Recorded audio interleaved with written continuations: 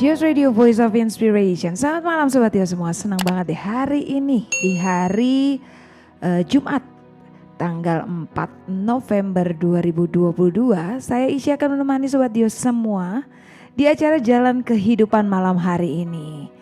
Yap, dan hari ini ada yang spesial banget karena kita mau belajar firman Tuhan tentang kedalaman bersama dengan Tuhan. Nah, belajar tentang kedalaman nih, ke dalam Tuhan. Nah, karena ini sesuai dengan tema kita bulan ini ya Sobat Dios. Nah, jadi kita mau belajar banyak banget dan belajarnya nggak sama Isya, tenang. Kita akan belajar dengan tamu Isya yang hari ini, narasumber yang sudah datang. Kebetulan hari ini ada 3 orang, luar biasa banget. Dan selama 2 jam ini kita akan ngobrolin tentang tema bulan ini. Dan buat Sobat Dios yang mau ikutan gabung, mungkin mau bertanya atau mau sekalian mau request lagu atau mau sharing, mau bercerita pengalaman tentang kedalaman bersama Tuhan, boleh. Kamu langsung aja ke nomor kita di WA kita di 081387227274. Oke, saya ulang lagi ya di 081387227274. Dan pastinya selama 2 jam ini kita akan mendengarkan sharing belajar dari firman Tuhan pastinya ya. Dan selain itu juga nanti kita juga akan dengar banyak banget kesaksian-kesaksian. Nah Sobat Dios kalau punya kesaksian boleh nih langsung aja ke nomor WA kita ya. Dan buat Sobat Dios semua bisa cek langsung ke Instagram dan juga Facebook kita di Dios Radio VOE. Nah ya, alamat Instagram dan Facebook kita sama yaitu di Dios Radio VOE.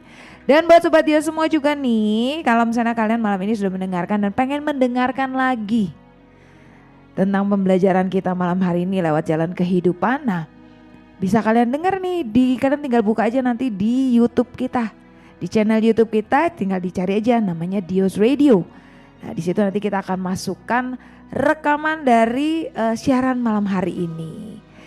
Selain itu juga kita ada channel podcast di Spotify namanya Voice of Inspiration by Dios Radio. Dan kita juga punya TikTok ya. Ada akun TikTok kita di Dios Radio juga. Nah, jadi buat Sobat Dios semua tetap stay tune di sini karena Isya akan balik lagi. Pasti kita akan sebelum kita belajar tentang firman Tuhan malam hari ini, kita pastinya akan berkenalan dulu. Oke Sobat Dios, masih dengan Isya di sini dan selama 2 jam Isya akan menemani Sobat Dios semua. Dan malam hari ini ada yang spesial banget.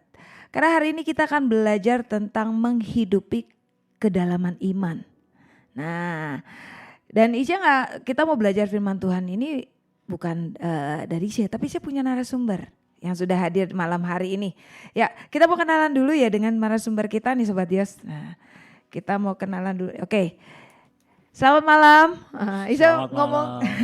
Isya panggilnya Om. Iya. Aja ya Om. Iya. Ya.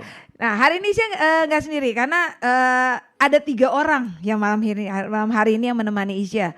Mau belajar karena kita sama-sama belajar tentang menghidupi kedalaman iman. Nah, kita mau kenalan dulu dari yang pertama. Terima kasih Isya. Selamat malam, selamat sore menjelang malam. Ya, betul. Ya. Bandung sedang turun hujan, ya. Dingin Bandung, tapi hati kita di dalam Tuhan harus tetap hangat. Ya, jadi pendengar Dios Radio dimanapun berada, yang dikasihi Tuhan Yesus malam ini, kami diberi kesempatan, saya Pendeta Teddy Junaidi, sebagai gembala menggembalakan di GPKDI Jemaat Sion Bandung ya, yang beralamat kita ibadah di Jalan Kopo Bihbul 57C ya. Kami malam ini juga didampingi dengan kedua rekan ya, salah satunya wakil gembala kami dan juga salah seorang mahasiswa STT tingkat akhir ya, bersama kita akan sharing firman Tuhan pada malam hari ini. Itulah sebagian pengenalan dari kami. Oke, terima kasih nih Om Teddy. Nah, berikutnya. Ya, selamat malam buat teman-teman pendengar di acara Dios.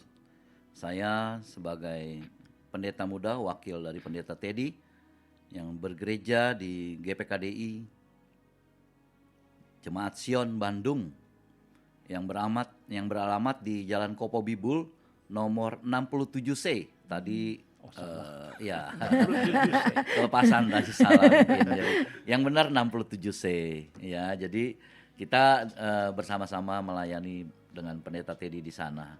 Ya, itu aja mungkin dari kami. Salam perkenalannya. Saya serahkan kepada Mbak Isya. Ya, oke. Nah, selanjutnya. Silakan Om. Iya, selamat malam semua pendengar yang dikasih Tuhan. Saya kebetulan juga bersama dengan hambanya Pak Teddy dan Pak Alsen. Saya kebetulan adalah seorang mahasiswa tingkat akhir yang sedang mengikuti kurikulum tugas dari sekolah kami, kampus kami, dan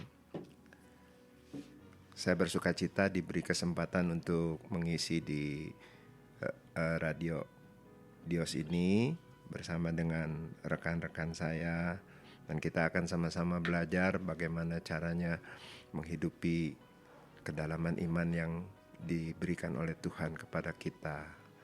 Begitu dari saya, Isya.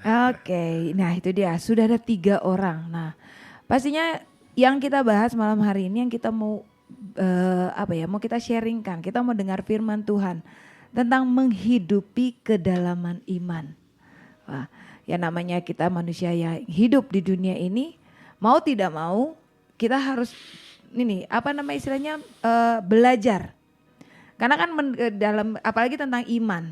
Sekarang ini mau tidak mau kita harus hidup dengan penuh keyakinan, dengan penuh iman. Benar ya Om ya?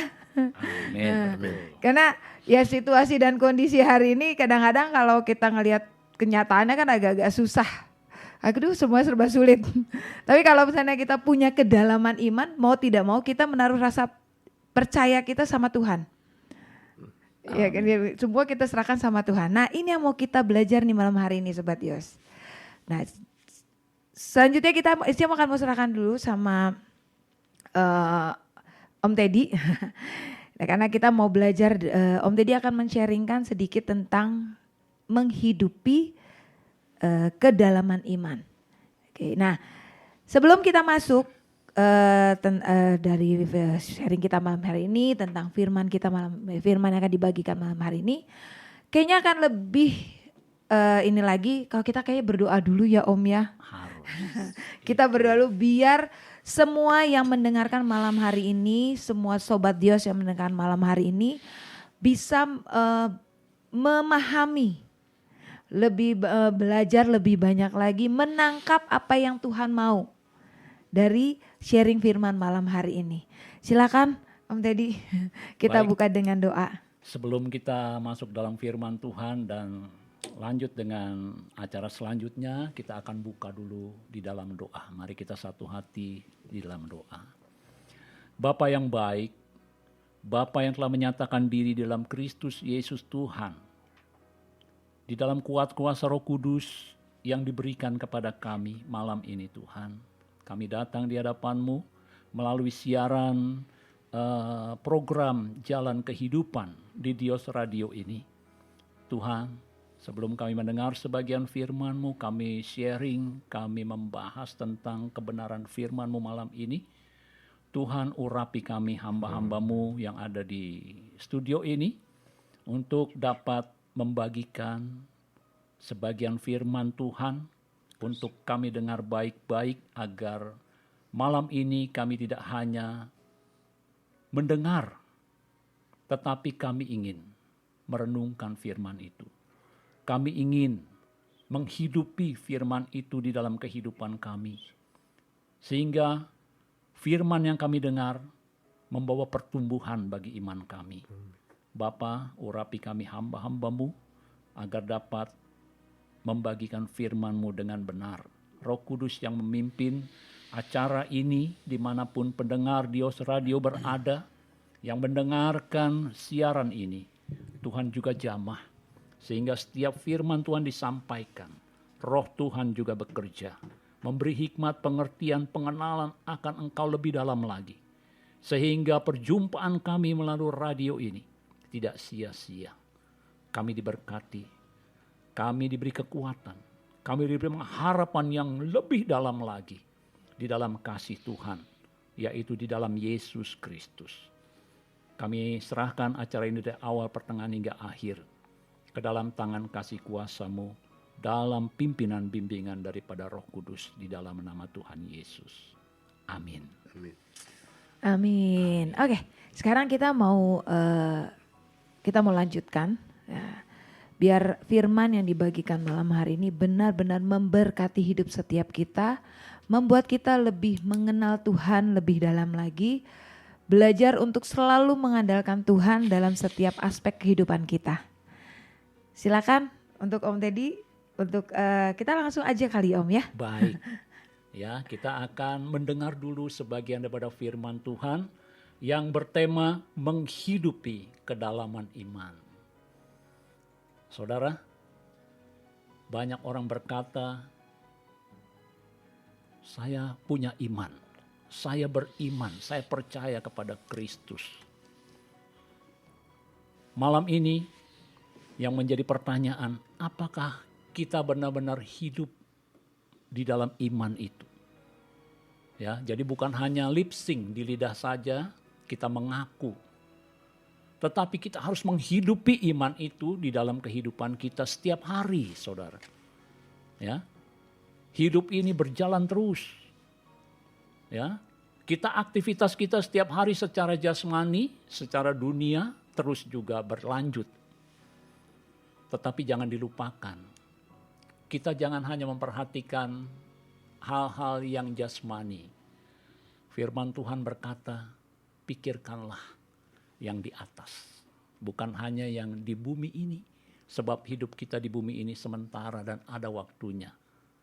Kita akan mengakhiri hidup di bumi ini dan kita akan memasuki kehidupan yang kekal. Banyak orang ketika ditanya, ketika mati mau masuk kemana? Semua orang pasti menjawab mau masuk surga ya Mbak Isu ya. Semua Betul, pasti mau masuk surga. Tapi siapakah yang boleh masuk ke surga itu? Tidak semua orang, saudara. Bahkan firman Tuhan juga ada tertulis, Yesus berkata, ya, bahwa bukan yang menyebut aku Tuhan, Tuhan akan masuk dalam kerajaan surga. Tetapi yang melakukan firman itu, yang menghidupi firman itu di dalam aktivitas kehidupannya, baik dalam perkataan, pikiran, perasaan maupun perbuatan, saudara. Kita sudah dikaruniakan iman, puji Tuhan, amin. Semua pendengar di rumah juga, kita sudah diberikan anugerah iman, percaya kepada Tuhan. Tapi kita jangan puas dengan hidup kita sebagaimana kita hari ini. Ya, kita harus belajar terus di dalam Kristus. Menjadi semakin sempurna setiap hari. Tuhan ingin seperti itu, saudara. Makanya tema malam ini yaitu menghidupi kedalaman iman. Saudara, mungkin malam ini kita akan sejenak mengoreksi diri kita masing-masing. Kita nggak usah tunjuk kiri kanan. Tapi kita mau fokus dulu ke dalam diri kita. Sudah seberapa dalam iman kita kepada Tuhan? Ya, sudah seberapa level iman kita kepada Tuhan? Itu yang kita renungkan. Sudah berapa lama kita menjadi orang Kristen? Mungkin ada yang berkata, saya sudah menjadi Kristen sejak dari lahir, dari rahim ibu kita. Karena ibu kita sudah Kristen, orang tua kita sudah Kristen. Sehingga aku dilahirkan juga sebagai orang Kristen secara keturunan. Ya. Ada juga mungkin di antara kita yang tadinya tidak mengenal Kristus. Ya. Tetapi Tuhan jamah, Tuhan panggil, Tuhan pilih untuk mengenal Kristus dan mengikut Kristus. Itu anugerah yang besar, saudara ya. Dan juga ada juga mungkin mereka yang sudah Kristen tadi dari lahir, tapi mereka tidak bisa merasakan secara pribadi Kristus itu di dalam hidupnya. Ya. Maka malam ini kita akan belajar dari firman Tuhan. Coba kita siapkan, mungkin di rumah ada yang mau siapkan Alkitab juga. Saya akan bacakan sebagian firman Tuhan.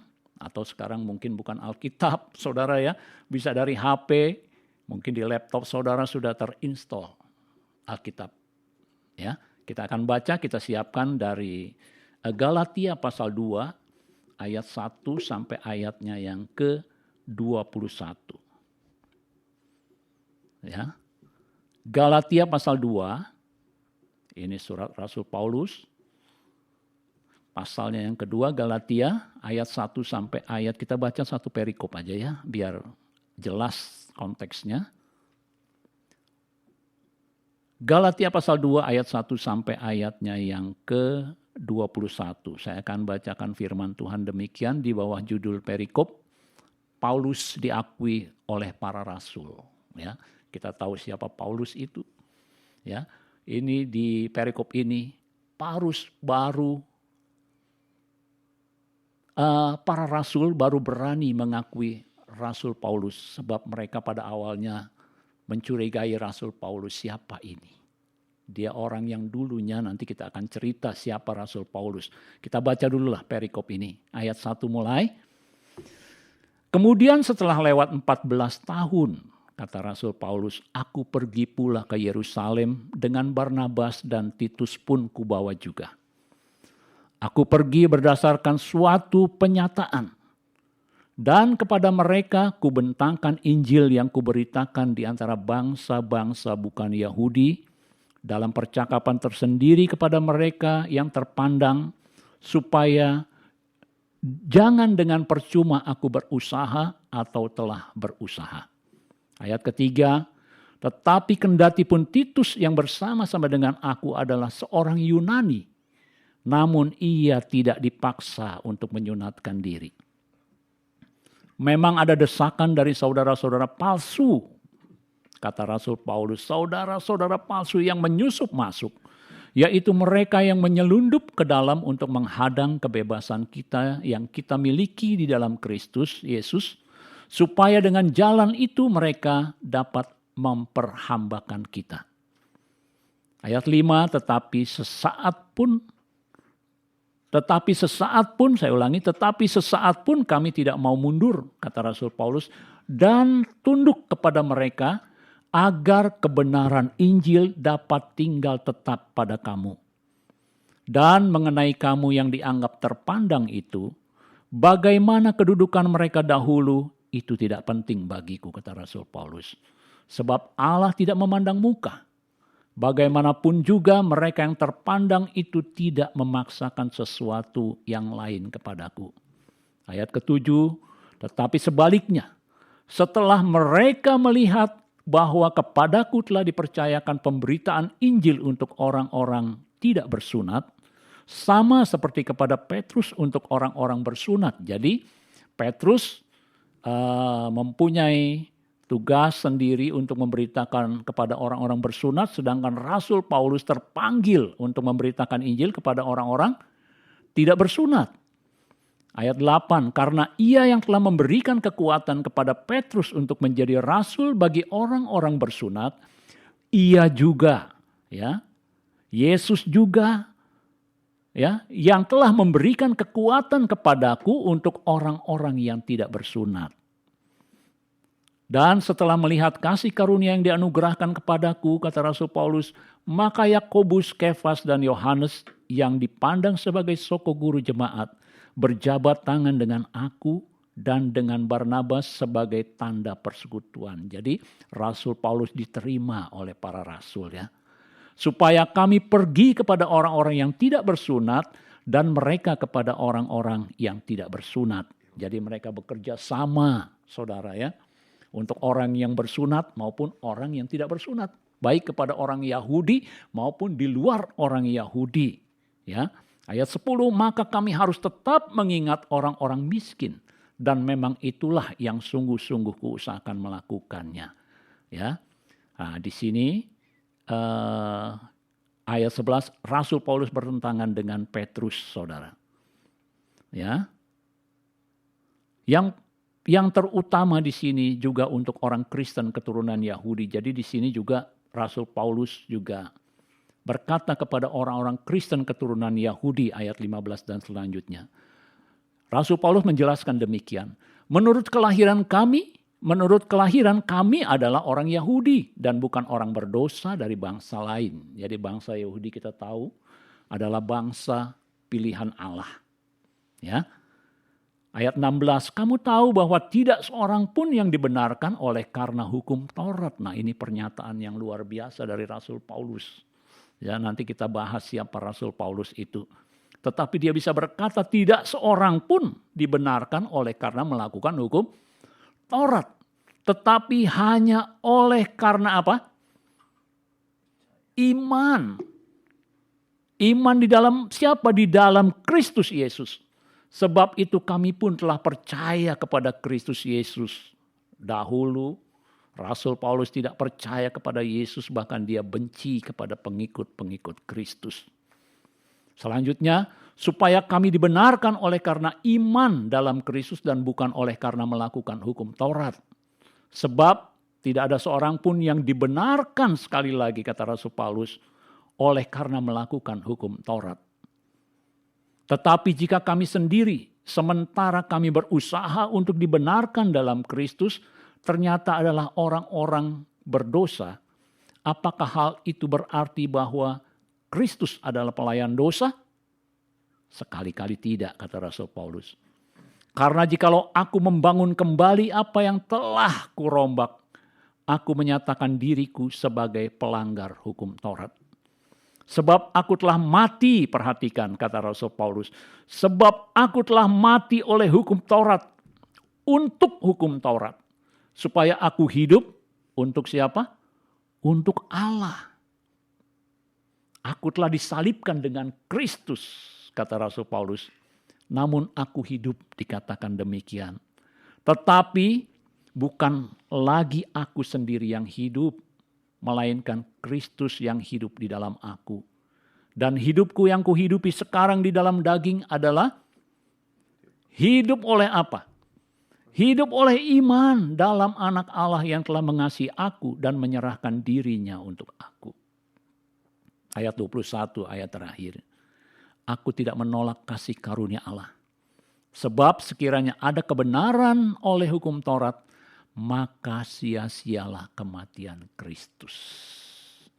Ya, kita lihat di sini, kita tahu siapa Rasul Paulus itu, sehingga dia berani menyatakan pernyataan ini bagi orang-orang Kristen keturunan Yahudi. Ya, kita baca dulu kalau kita lihat siapa Rasul Paulus, kita buka di Kisah Para Rasul 22. Kita lihat dulu ya saudara ya. Sehingga kita tahu runutannya. Nanti kita akan belajar dari pernyataan iman dari Rasul Paulus ini. Bagaimana dia menghidupi imannya di dalam Kristus. Ini menjadi contoh pelajaran untuk kita orang-orang percaya. Ya, kita buka Kisah Para Rasul. Ya, ayatnya yang Kisah Para Rasul 22 ya, kalau kita lihat satu perikop itu ayat 1 sampai ayat yang ke-22 di mana Paulus berbicara kepada orang Yahudi pada saat itu, pada saat dia berubah hidupnya. Dia dulu namanya bukan Paulus, kita tahu dia bernama siapa? Saulus. Ya, di sini kesaksiannya begini saudara. Saya bacakan sebagian firman Tuhan. Hai saudara-saudara dan bapak-bapak, dengarkanlah apa yang hendak kukatakan kepadamu sebagai pembelaan diri. Ya, ketika orang banyak itu mendengar, ia berbicara dalam bahasa Ibrani, makin tenanglah mereka. Ia berkata, kata Rasul Paulus, aku adalah orang Yahudi. Lahir di mana? Di Tarsus di tanah Kilikia, tetapi dibesarkan di kota ini. Dididik dengan teliti di bawah pimpinan siapa? Gamaliel. Siapa Gamaliel itu? Nanti saudara baca. Ya, dalam hukum nenek moyang kita sehingga aku menjadi seorang yang giat bekerja bagi Allah sama seperti kamu semua pada waktu ini. Saulus ini bukan orang sembarangan, dia salah satu murid dari Gamaliel. Dia dididik oleh Gamaliel. Jadi kita nggak perlu ragukan lagi bahwa pengetahuannya tentang hukum Taurat itu luar biasa. Ya, boleh dikatakan Saulus ini juga boleh dikatakan juga sebagai ahli Taurat juga, karena dia memegang teguh hukum Taurat. Ayat 4 di sini dikatakan, bahkan dia katakan, dan aku telah menganiaya pengikut-pengikut jalan Tuhan sampai mereka mati. Bayangkan, ya, karena dia berpegang teguh ketika Yesus datang membawa pengajaran yang baru tentang kasih, karunia, anugerah. Ya, dia menganggap satu hal itu sebagai penghujat Allah. Ya. Sekali lagi saya bacakan ayat 4. Dan aku telah menganiaya pengikut-pengikut jalan Tuhan sampai mereka mati. Laki-laki dan perempuan kutangkap, kata Rasul Paulus, kuserahkan ke dalam penjara. Tentang hal itu baik imam besar maupun majelis tua-tua dapat memberikan kesaksian. Ada saksinya, saudara. Imam-imam besar maupun majelis tua-tua melihat sendiri. Ya, dan mengetahui siapa Rasul Saulus itu pada waktu itu, ya. Dari mereka aku telah membawa surat-surat untuk saudara-saudara di Damsyik dan aku telah pergi ke sana untuk apa? Tuh, pegang surat kuasa Saulus ini. Ya, untuk menangkap penganut-penganut jalan Tuhan yang terdapat juga di situ dan membawa mereka ke Yerusalem untuk dihukum. Perhatikan, disinilah awal mula perubahan dari Saulus itu. Ya, yang tadinya dia pembenci jalan Tuhan. Dia memburu pengikut-pengikut jalan Tuhan. Bahkan dia membunuh, mencari pengikut jalan Tuhan, dibawa ke Yerusalem untuk dihukum. Ayat 6, luar biasa di sini. Tetapi dalam perjalananku ke sana, sudah ada surat kuasa yang diberikan. Ya, membawa surat kuasa untuk membunuh, mencari pengikut jalan Tuhan. Tetapi dalam perjalananku ke sana ketika aku sudah dekat Damsyik, yaitu waktu tengah hari, tiba-tiba apa? Memancarlah cahaya yang menyilaukan dari langit mengelilingi aku. Maka rebahlah aku, kata Saulus, ke tanah dan aku mendengar suatu suara yang berkata kepadaku, Saulus, Saulus, mengapakah engkau menganiaya aku? Jawabku, siapakah engkau Tuhan? Katanya, akulah Yesus, orang Nazaret yang kau aniaya itu. Di sini saya membaca ini saya sangat haru. Harusnya kita bangga menjadi pengikut Kristus. Kita bangga menjadi anak-anak Tuhan yang dipanggil, dipilih, diselamatkan oleh Yesus. Yesus begitu bertanggung jawab. Padahal yang dianiaya oleh Saulus adalah pengikut-pengikutnya. Pengikut-pengikut jalan Tuhan. Tetapi di sini Yesus berkata menemui Saulus pada saat itu. Akulah Yesus orang Nazaret yang kau aniaya itu. Padahal pada saat itu Yesus sudah mati kan? Iya. Sudah disalibkan, mati, dikuburkan dan ya. Dan ayat 9, dan mereka yang menyertai aku memang melihat cahaya itu. Ya, yang menyertai Saulus pada waktu itu melihat cahaya yang dilihat oleh Saulus pada waktu itu. Tetapi suara dia yang berkata kepadaku tidak mereka dengar. Jadi Paulus sendiri yang mendengar suara itu dari langit. Cahayanya bisa dilihat oleh pengikutnya. Maka kataku, Tuhan, apakah yang harus kuperbuat? Kata Tuhan kepadaku, bangkitlah, pergilah ke Damsyik. Di sana akan kuberitahukan kepadamu segala sesuatu yang ditugaskan kepadamu.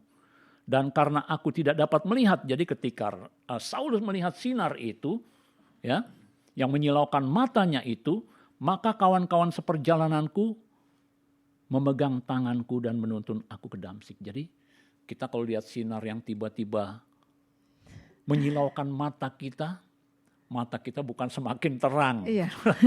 tapi malah semakin gelap Jadi kita gelap. kan karena silaunya itu. Jadi Saulus mengalami itu. Dia gelap sehingga dia harus dituntun, saudara. Ayat 12 di situ ada seorang bernama siapa? Ananias, seorang saleh yang menurut hukum Taurat dan terkenal baik di antara semua orang Yahudi yang ada di situ. Ia datang berdiri di dekatku dan berkata, Saulus, saudaraku, bukalah matamu dan melihatlah. Ya. Dan seketika itu juga aku melihat kembali dan menatap dia. Lalu kata Ananias kepada Saulus, Allah nenek moyang kita telah menetapkan engkau untuk mengetahui kehendaknya. Ya, kehendak Allah untuk melihat yang apa? Yang benar. Jadi selama ini kita tahu Saulus melakukan segala sesuatu menurut hukum Taurat. Tetapi dia tidak melihat yang benar di sini. Garis bawahi yang benar. Dan untuk mendengar suara yang keluar dari mulutnya. Baru kali ini Saulus mendengar suara yang luar biasa yang tidak dapat dilihat dengan mata. Tapi suara itu nyata bagi pribadi Saulus. Ayat 15, sebab engkau harus menjadi saksinya, kata Ananias. Menjadi saksi yang benar itu. Terhadap semua orang tentang apa yang kau lihat dan yang kau dengar. Tentang apa yang Saulus lihat dan dengar secara pribadi. Disinilah awal pengenalan Saulus tentang yang benar. Tentang Yesus Kristus. Disinilah terjadi perubahan. Saudara. Jadi kekristenan kita harus meningkat. Seperti Rasul Paulus katakan di salah satu ayat yang kita baca di awal tadi dalam Galatia 2. Ya. Galatia 2 ayat yang ke-20. Galatia 2 ayat yang ke-20, saya bacakan sekali lagi. Namun aku hidup, tetapi bukan lagi aku sendiri yang hidup. Melainkan siapa? Kristus yang hidup. Kristus yang hidup di dalam aku. Luar biasa. Ya. Kita lihat, kita tahu tadi Saulus itu kejam, sadis. Ya. Dia membunuh dengan sadis pengikut jalan Tuhan. Dengan mengatasnamakan apa? Hukum Taurat. Ya. Tapi dia bisa berkata, hidup yang aku hidupi ini bukan lagi aku sendiri yang hidup. Melainkan siapa? Kristus yang hidup di dalam aku. Dan hidupku yang kuhidupi sekarang di dalam daging adalah hidup oleh iman dalam anak Allah yang telah mengasihi aku dan menyerahkan dirinya untuk aku. Wah, ini luar biasa kalau kita bahas ya. Kita harus belajar kepada Rasul Paulus ini. Ya. Yang tadinya Saulus menjadi Paulus berubah namanya setelah mengenal Kristus. Ada satu perubahan yang drastis. Ya. Setelah apa dia berubah drastis? Yang tadinya membenci jalan Tuhan, yang tadinya tidak melihat, tidak mendengar tentang yang benar itu, dan sekarang dia bisa menjadi pemberita Injil, berani bersaksi siapa dia dulu dan siapa dia sekarang. Ya, ini menjadi tantangan iman buat kita. Ya, luar biasa. Makanya kita akan belajar Rasul Paulus ini. Kita jadi bertanya, saya juga bertanya secara pribadi. Jadi sekarang yang kita hidupi dalam daging kita ini, siapa yang hidup? Kita sendiri apa Kristus? Saudara. Ya, banyak kita mengaku kita anak Tuhan. Kita percaya Tuhan. Kita punya iman di dalam Kristus. Tetapi hidupnya masih menghidupi dirinya sendiri. Bukan Kristus yang hidup, yang berkuasa. Di sini menjadi pelajaran iman buat kita. Kekristenan itu bukan sekedar agama. Ya. Seperti kita tahu juga Ayub juga saleh, dia menjalankan agama. Ya. Yang baik, makanya Ayub itu saleh. Tetapi apakah cukup dengan kesalehan Ayub? Pagi dia membawa korban bakaran kepada Tuhan karena dia pikir anak-anaknya mungkin malam telah berbuat dosa. Dia membawa karena dia mengasihi anak-anaknya, dia pikir dia membawa korban agar ada pengampunan, agar anak-anaknya tidak mendapat kutuk akibat dosa yang diperbuatnya. Ini kisah dari Ayub, saudara. Tapi apakah cukup itu di mata Tuhan? Tuhan senang kalau kita hidup saleh. Ya Bu Maria ya, senang. Tetapi Tuhan ingin lebih lagi. Bukan hanya saleh menurut kata orang, pada akhirnya kita tahu kisah Ayub. Ayub dalam satu hari mengalami hal yang luar biasa juga. Kalau tadi Saulus itu dari yang membenci jalan Tuhan, membunuh pengikut jalan Tuhan, ya, menganiaya pengikut-pengikut jalan Tuhan. Tetapi kalau kita baca tentang Ayub ini sudah mengenal Tuhan, tapi bukan secara pribadi. Bukan secara pribadi. Ya, dia dengar dari kata orang. Tapi setelah mengalami hal itu Tuhan izinkan. Tapi kalau saya bisa baca tentang Ayub, sebenarnya itu Tuhan bangga loh. Ayub saleh aja Tuhan udah bangga. Makanya dia berkata kepada iblis, apakah engkau memperhatikan hambaku Ayub? Berarti Allah ingin menunjukkan siapa itu Ayub. Tuhan tuh bangga. Makanya diizinkan oleh Tuhan.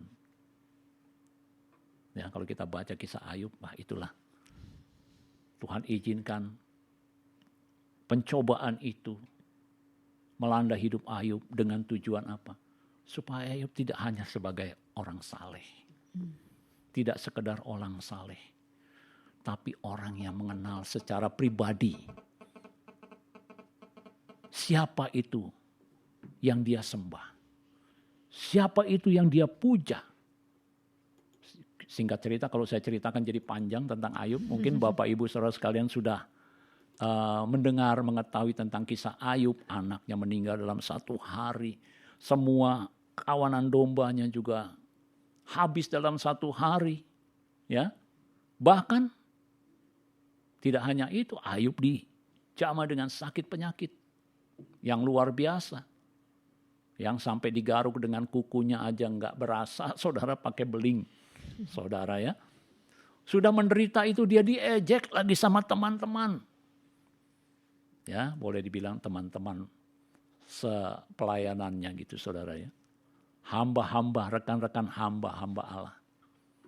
Dianggap Ayub itu kena kutuk. Padahal kalau kita baca bukan kena kutuk, tapi Tuhan izinkan Ayub dicobai oleh iblis. Tapi Ayub berperkara di situ. Yang hebat di sini saya katakan, Ayub tidak mengutuki Tuhan. Ayub tidak meninggalkan Tuhan, malah Ayub mencari Tuhan. Amin. Ya, bahkan istrinya berkata udah menderita sebenderita-benderitanya tuh, saudara. Istrinya berkata, untuk apa kamu ibadah sama Tuhan? Ya. Kutukilah Tuhan Allahmu dan matilah kau. Disumpahin mati sama istrinya, saudara. Tapi saya percaya di sini nggak ada istri-istri yang menyumpahi suaminya ya, saudara ya. Saudara sebagai anak Tuhan harus mendoakan suami, ya, mendukung suami di dalam susah maupun senang seperti janji pernikahan. Mudahnya kau buat janji, mudahnya kau ingkar janji, saudara. Ya, waktu janji perkawinan, wah manis-manis, saudara. Tapi kalau suami menderita atau salah satu sebaliknya juga, istri menderita, suami juga jangan mengutuki. Mati aja, bikin susah aja. Nah itu seperti sikap istrinya Ayub. Tapi mendengar itu Ayub tidak patah hati kepada Tuhan. Dia tidak putus asa. Malah Ayub berkata apa? Kau berkata seperti apa? Perempuan gila. Masakan kau hanya mau menerima yang baik dari Allah dan tidak mau menerima yang tidak baik. Luar biasa imannya. Betul. Ya, makanya Allah bangga kepada Ayub. Diizinkan iblis mencobanya karena Allah percaya Ayub tidak akan menyangkali Tuhan, malah dia mencari Tuhan dengan sungguh-sungguh. Sehingga setelah Tuhan perintahkan untuk mendoakan ketiga rekannya, ya, Ayub dipulihkan oleh Tuhan. Ajaib sekali, ya. Iman percaya kita kepada Tuhan tidak akan pernah sia-sia, saudara. Amin. Ya, bahkan Ayub berkata apa? Dulu kesalehannya itu, coba kalau kita baca di Ayub pasal 42 ayat 5. Nah inilah. Dulu aku kenal hanya dari kata, ternyata kesalehan Ayub pada waktu itu dia hanya dengar dari kata orang saja dan mendengar tentang engkau, tentang Allah itu ya dari kata orang. Tetapi dikatakan setelah Ayub mengalami penderitaan yang luar biasa dan dia tidak menyimpang dari iman, dia tetap percaya, dia tetap mencari Tuhan dalam kesusahannya, dalam kesesakannya. Ayub berkata, tetapi sekarang mataku sendiri memandang engkau. Bayangkan di sini. Tuhan tidak hanya ingin saudara dan saya saleh hidup, rajin ke gereja, baca firman Tuhan, berdoa. Ya, saja kepada Tuhan. Tetapi Tuhan ingin kita punya pengalaman pribadi dengan Tuhan. Tuhan rindu anak-anaknya itu mempunyai komunikasi yang baik, bergaul akrab dengan Tuhan. Itulah yang sesuai tema menghidupi kedalaman iman kita. Mari saudara, ya, kita sebelum ini kita belum selesai, kita akan sharingkan.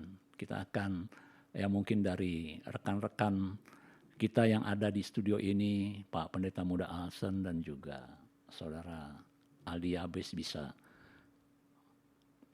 menambahkan, melengkapi ya renungan firman kita pada malam hari ini. Tapi sebelum itu, saudara, sekali lagi saya ingin tekankan bahwa iman kita kepada Tuhan jangan hanya sebagai orang yang melihat, orang yang mendengar dari kata orang. Tetapi kita harus mempunyai pengalaman pribadi dengan Tuhan. Orang yang mempunyai pengalaman pribadi dengan Tuhan, saya percaya imannya tidak akan mudah digoyahkan. Amin. Amin. Tapi kalau yang tidak punya pengalaman pribadi dari kata orang, maka ketika dia mengalami pencobaan bahkan seperti Ayub, pasti dia akan berkata, mana katanya Tuhan itu hebat. Katanya Tuhan itu penuh kuasa. Katanya Tuhan itu kasih. Nyatanya, nah itulah orang-orang yang tidak punya pengalaman pribadi dengan Tuhan. Tapi kalau hidup orang beriman itu mempunyai pengalaman pribadi dengan Tuhan. Seperti Rasul Saulus tadi. Yang ketika bertemu di tengah jalan, dengan satu sinar yang menyilaukan mata dan ada suara yang berkata, yang memanggil dia, yang mengubahkan dia. Yang lain tidak bisa mendengar, tapi hanya Rasul Paulus. Tuhan ingin bicara pribadi, lepas pribadi dengan kita. Ya, sebab kalau kita pribadi dengan pribadi tidak mengalami pengalaman di dalam Tuhan secara iman, secara rohani, kita akan mudah digoyahkan oleh tantangan dunia. Apalagi akhir-akhir ini kita akan dengar sekarang sedang dikatakan bahwa tahun 2023 adalah tahun kegelapan. Tetapi Tuhan bilang orang yang tinggal di dalam, yang mengikut aku, dia tidak akan pernah berjalan dalam kegelapan. Amin. Itulah Kristus yang menyertai kita. Yesus sudah ada di surga dan dia akan datang kembali. Tetapi dia berkata, ya, kita tidak akan berjalan dalam kegelapan. Amin. Iman, saudara. Nanti kita akan bersaksi. Saya juga dulu bukan orang Kristen. Ya, saya 10 tahun jadi orang Kristen. Keluarga saya bukan orang Kristen. Sedikit kesaksian sebagai bukan akhir, tapi kita renungan firman ini akan yang terakhir sebagai kesaksian dari saya, nanti akan ditambahkan dengan saudara-saudara yang lain. Saya dulu keluarga saya bukan orang Kristen. Bahkan papa saya benci sama orang Kristen, saudara. Kenapa bencinya? Karena setelah saya mengikut Tuhan, saya baru tahu bahwa banyak orang Kristen menjadi batu sandungan. Papa saya benci sama orang Kristen karena orang Kristen itu egois. Ketika pesta kumpul keluarga, orang Kristen yang dulu disuruh makan, saudara. Ya, yang bukan Kristen dibelakangin, saudara. Di situ papa saya lihat, oh begitu orang Kristen. Dia tidak mau. Bahkan anaknya ketika masuk Kristen, saya mulai ke gereja.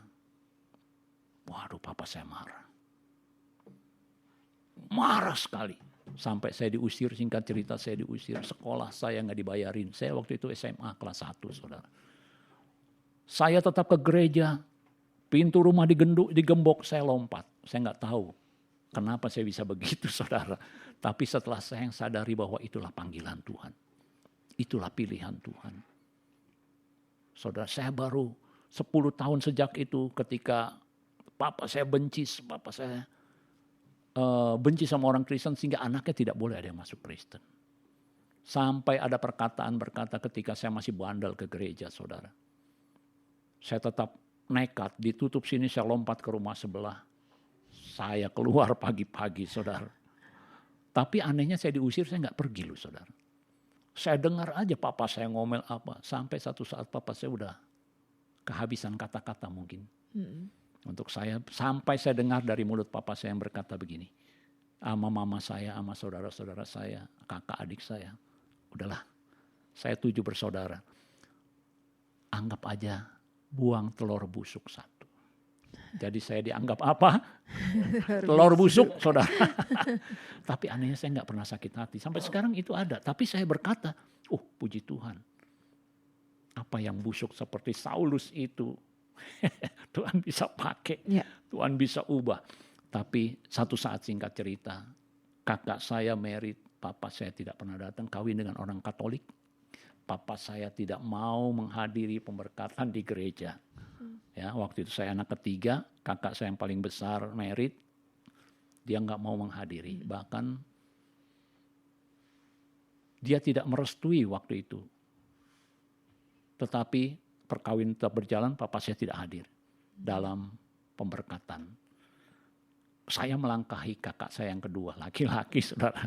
Pada waktu itu, saya jujur, saya dulu anak yang paling nakal.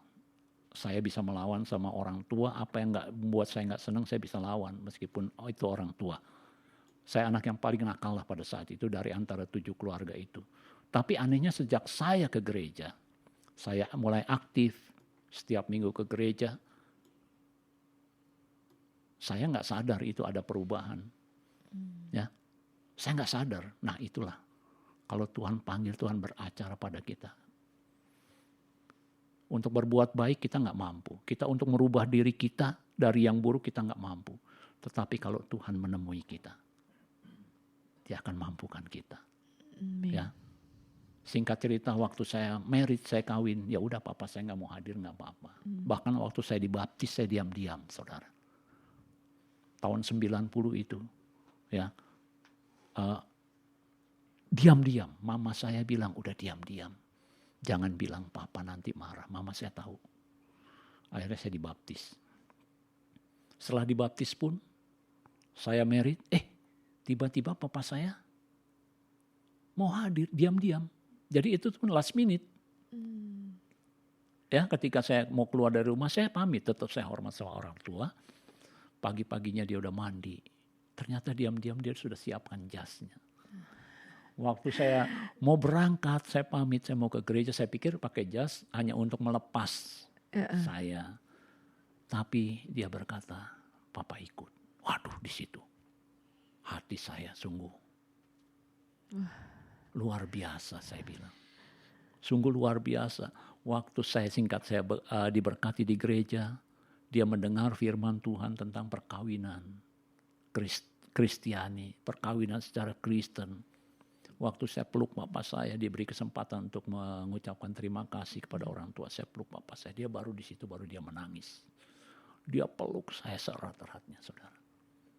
Ya, di situ berjalan waktu, papa saya mulai tidak membenci Kristen lagi. Mulai berubah. Mulai berubah, tapi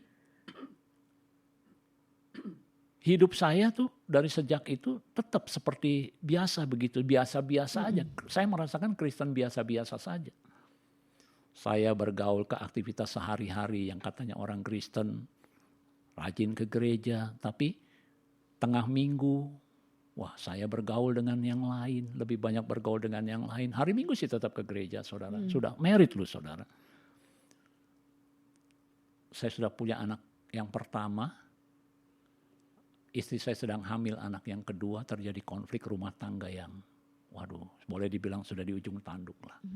Karena jiwa muda kita waktu itu nggak mau kalah. Ya, meskipun kita salah, kita nggak mau kalah. Ya, karena kita berjalan menurut kebenaran kita, mempertahankan kebenaran kita sendiri. Dan akhirnya terjadi konflik yang besar, nyaris cerai. Tapi ada satu dalam hati saya, firman Tuhan yang menyangkut bahwa apa yang dipersatukan Allah tidak dapat dipisahkan, diceraikan oleh manusia.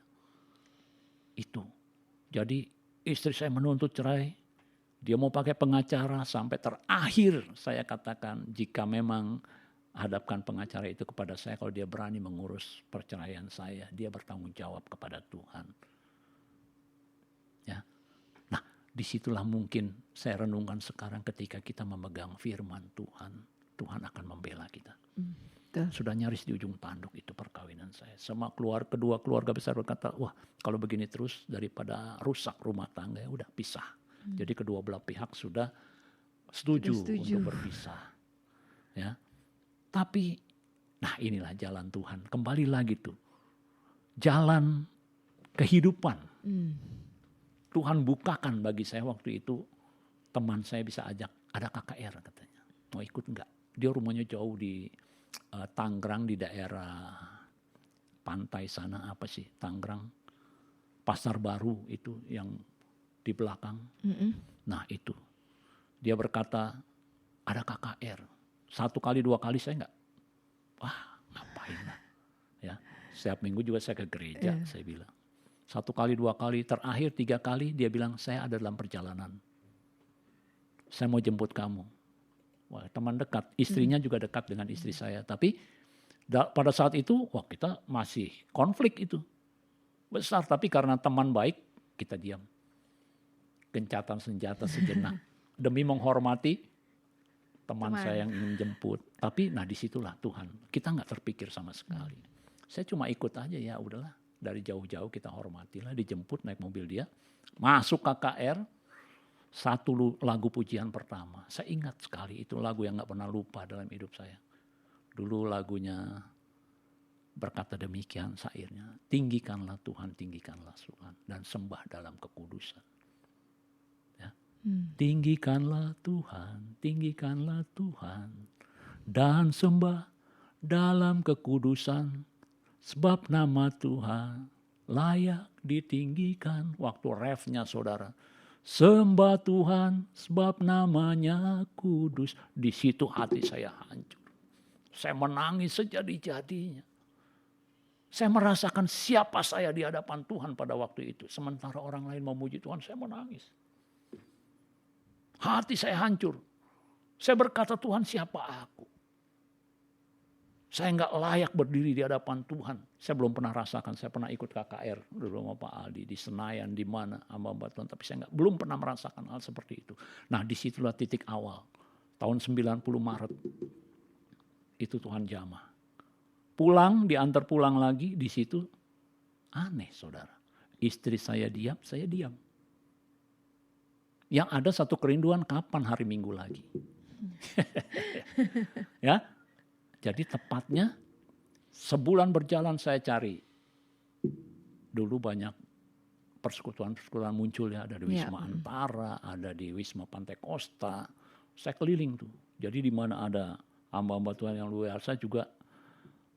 Di situ saya ada. Sampai hari Minggu begitu lagi. Berjalan singkat sebulan kemudian Maret. Jadi April saya diajak ke gereja KKR. Sebulan saya menjalani kehidupan yang mulai diubahkan Tuhan. Jadi ada gencatan senjata. Artinya kita diam, istri saya diam. Dan Maret 40 ada tantangan. Barang siapa sudah bertobat dan dibaptis, Tuhan bilang, kau akan diselamatkan.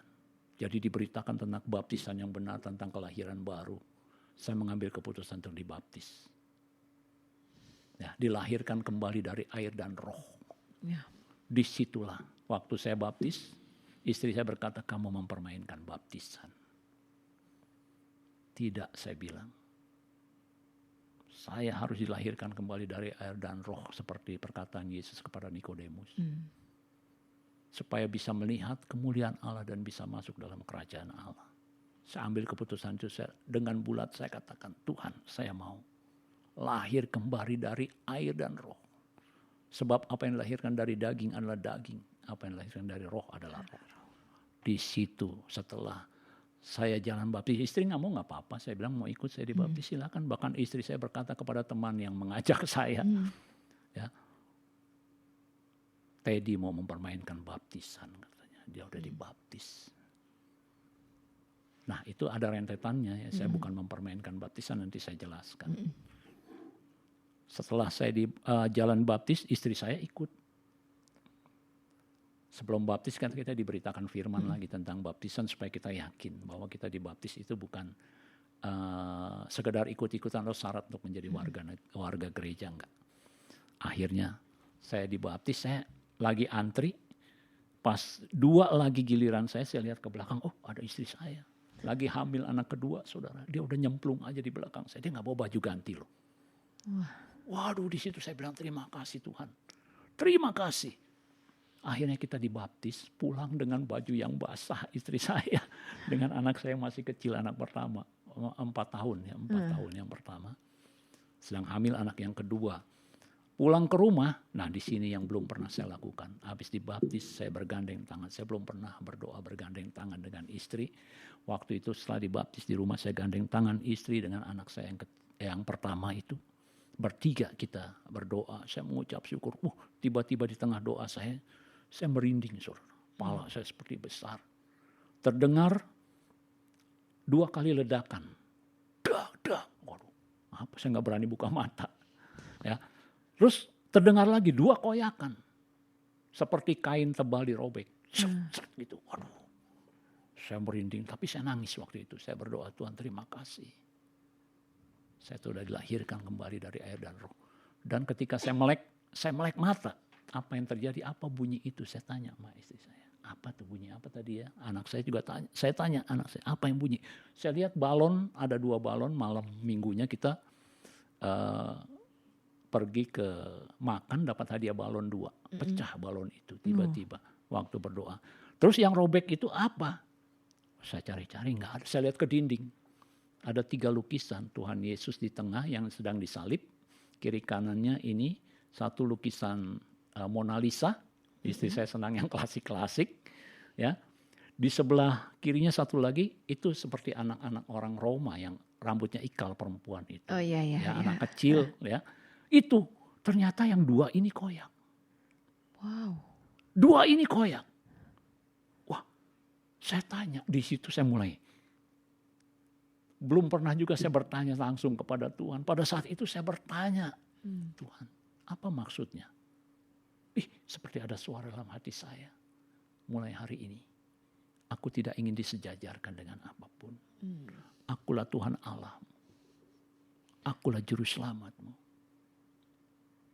Hobi apapun enggak boleh menyamakan aku dengan hobi dan kesenanganmu. Di situ mulai, saya mulai mengerti. Saya masuk ke dalam kamar, saya berdoa, Tuhan ampuni saya. Akan dosa kesalahan saya, ketidaktahuan saya. Waktu saya mengaku dosa, Tuhan saya pernah berbuat ini. Pertama saya mengaku dosa, Tuhan saya pernah berbuat ini, ampuni Tuhan. Waktu saya ngaku pertama, nah itu saya belum pernah mengalami hal ini. Ketika saya mengaku dosa saya pertama, itu seperti urutannya sudah ada. Seperti di film gitu saudara. Jadi saya tidak mengakui dosa, saya berkata begini. Saya tinggal tunjuk, iya Tuhan.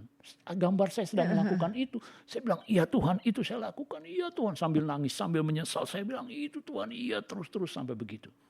Sampai selesai saya nangis, saya lemas. Tapi ada satu kelegaan dalam diri saya. Benarlah, saya tahu bahwa firman Tuhan berkata, barang siapa mengaku dosanya, Allah itu setia dan adil. Nah, di situ saya mulai bertanya sama Tuhan. Waktu itu, papa saya tahun 91 papa saya dipanggil Tuhan, tapi sebelum dipanggil Tuhan, papa saya ke gereja ikut KKR dan mengalami mujizat Tuhan. Ya. Dan papa saya menyetel lagu-lagu rohani waktu Tuhan, papa saya dipanggil Tuhan. Itu caranya ajaib. Ya, nanti kalau kesaksian jadi panjang lagi nih. Singkat cerita, papa saya terima Yesus, tapi belum sempat dibaptis, tapi sudah meninggal. Tapi meninggalnya bukan karena sakit penyakit, cuma seperti orang masuk angin aja gitu. Anak-anaknya suruh tidur semua malam, besok pada kerja, dia tidur dan hilang di situ. Nenek saya ada di situ, anaknya 18. Tapi waktu itu yang hidup cuma 4 orang dengan papa saya. Semua anaknya yang lain itu mati dengan sangat menderita.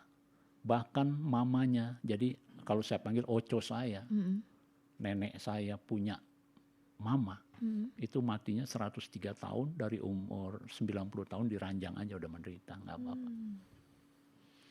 Dan di situ akhirnya nenek saya berkata, oh matinya enak banget, saya mau mati seperti papa kamu. Disitulah saya mulai memberitakan Injil. Singkat cerita tahun 93 nenek saya berkata, buang ini semua sesembahannya. Sebelum dia meninggal, buang semua. Iya, dulu saya menyembah itu, ada besar sekali. Akhirnya disuruh buang itu dan dia matinya benar seperti papa saya. Nah di situ saya bertanya, Tuhan, kenapa 10 tahun saya jadi orang Kristen itu belum terjadi? Enggak terjadi. Kan Tuhan bilang di firman Tuhan, satu orang bertobat seisi rumah tangga diselamatkan. Waktu saya bertanya itu, nah itulah Tuhan kita hidup. Dia menjawab dalam hati saya. Ya, papa saya dipanggil, saya tanya, kenapa papa saya dipanggil Tuhan sebelum? Karena adik saya masih 3 lagi yang belum kawin. Itu sebelum nenek saya meninggal.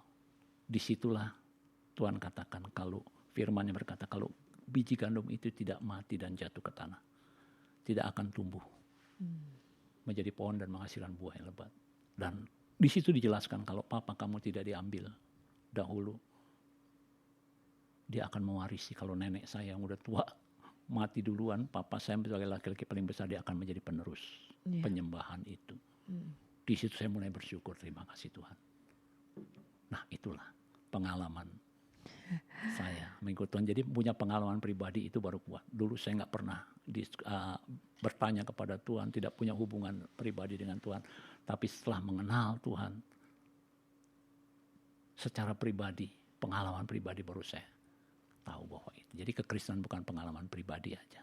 Bukan sekedar agama, tapi pengalaman pribadi yang membuat kita kuat. Itu aja kesaksian dari saya. Sebelum kita dengarkan yang lain mungkin. Wah luar biasa banget ya Sobat Yos. Nyata memang benar bahwa kita sebagai kita bukan cuman kenal Tuhan cuman ya sekedar kulitnya aja. Tapi dari pengalaman pribadi kita mengalami Tuhan, kita akan semakin mengenal Tuhan lebih lagi. Dan satu hal yang saya tangkap bahwa apapun kondisinya seperti yang tadi Paulus maupun Ayub, satu hal adalah mereka selalu mengucap syukur dalam segala hal. Itu yang membuat mereka akhirnya ketika mereka mengalami Tuhan, mereka udah gak bersungut-sungut lagi, udah gak marah-marah. Reaksi mereka pun sesuatu yang baik yang keluar.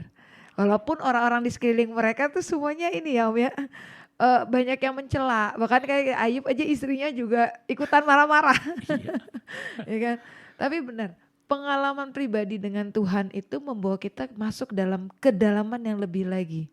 Untuk kita lebih mengenal siapa Tuhan dalam hidup kita secara pribadi. Ya karena kan tiap orang pasti kan punya pengalamannya masing-masing dengan prosesnya masing-masing untuk semakin mengenal Tuhan. Amin. Nah, makanya Sobat Yos, jangan kemana-mana, kita akan masih lanjut lagi belajar tentang kedalaman iman ini. Untuk kita lebih bagaimana cara kita menghidupi kedalaman iman bersama dengan Tuhan. Nah kita masih panjang, kita masih lama Tuhan Sobat Yos, jadi tenang aja. Buat Sobat Dios semua, kita masih tunggu nih.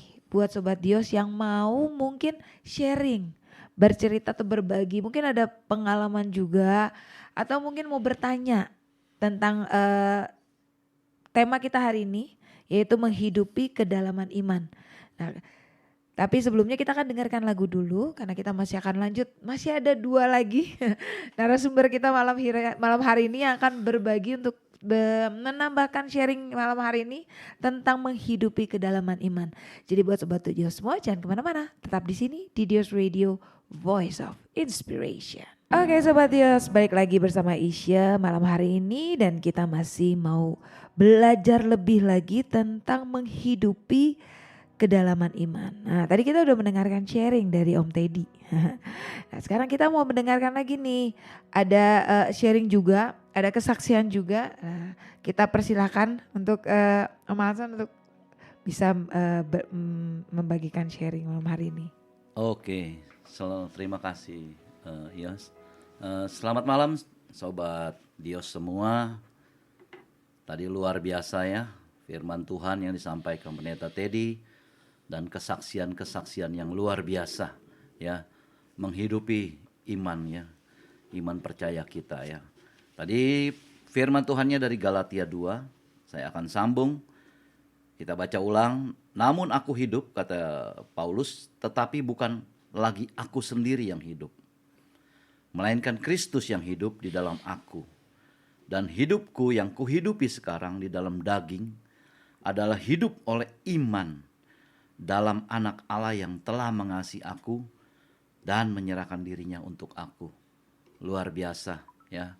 Kita sudah mendengar tadi Rasul Paulus yang telah dijamah oleh Tuhan dan hidupnya berubah 180 derajat ya.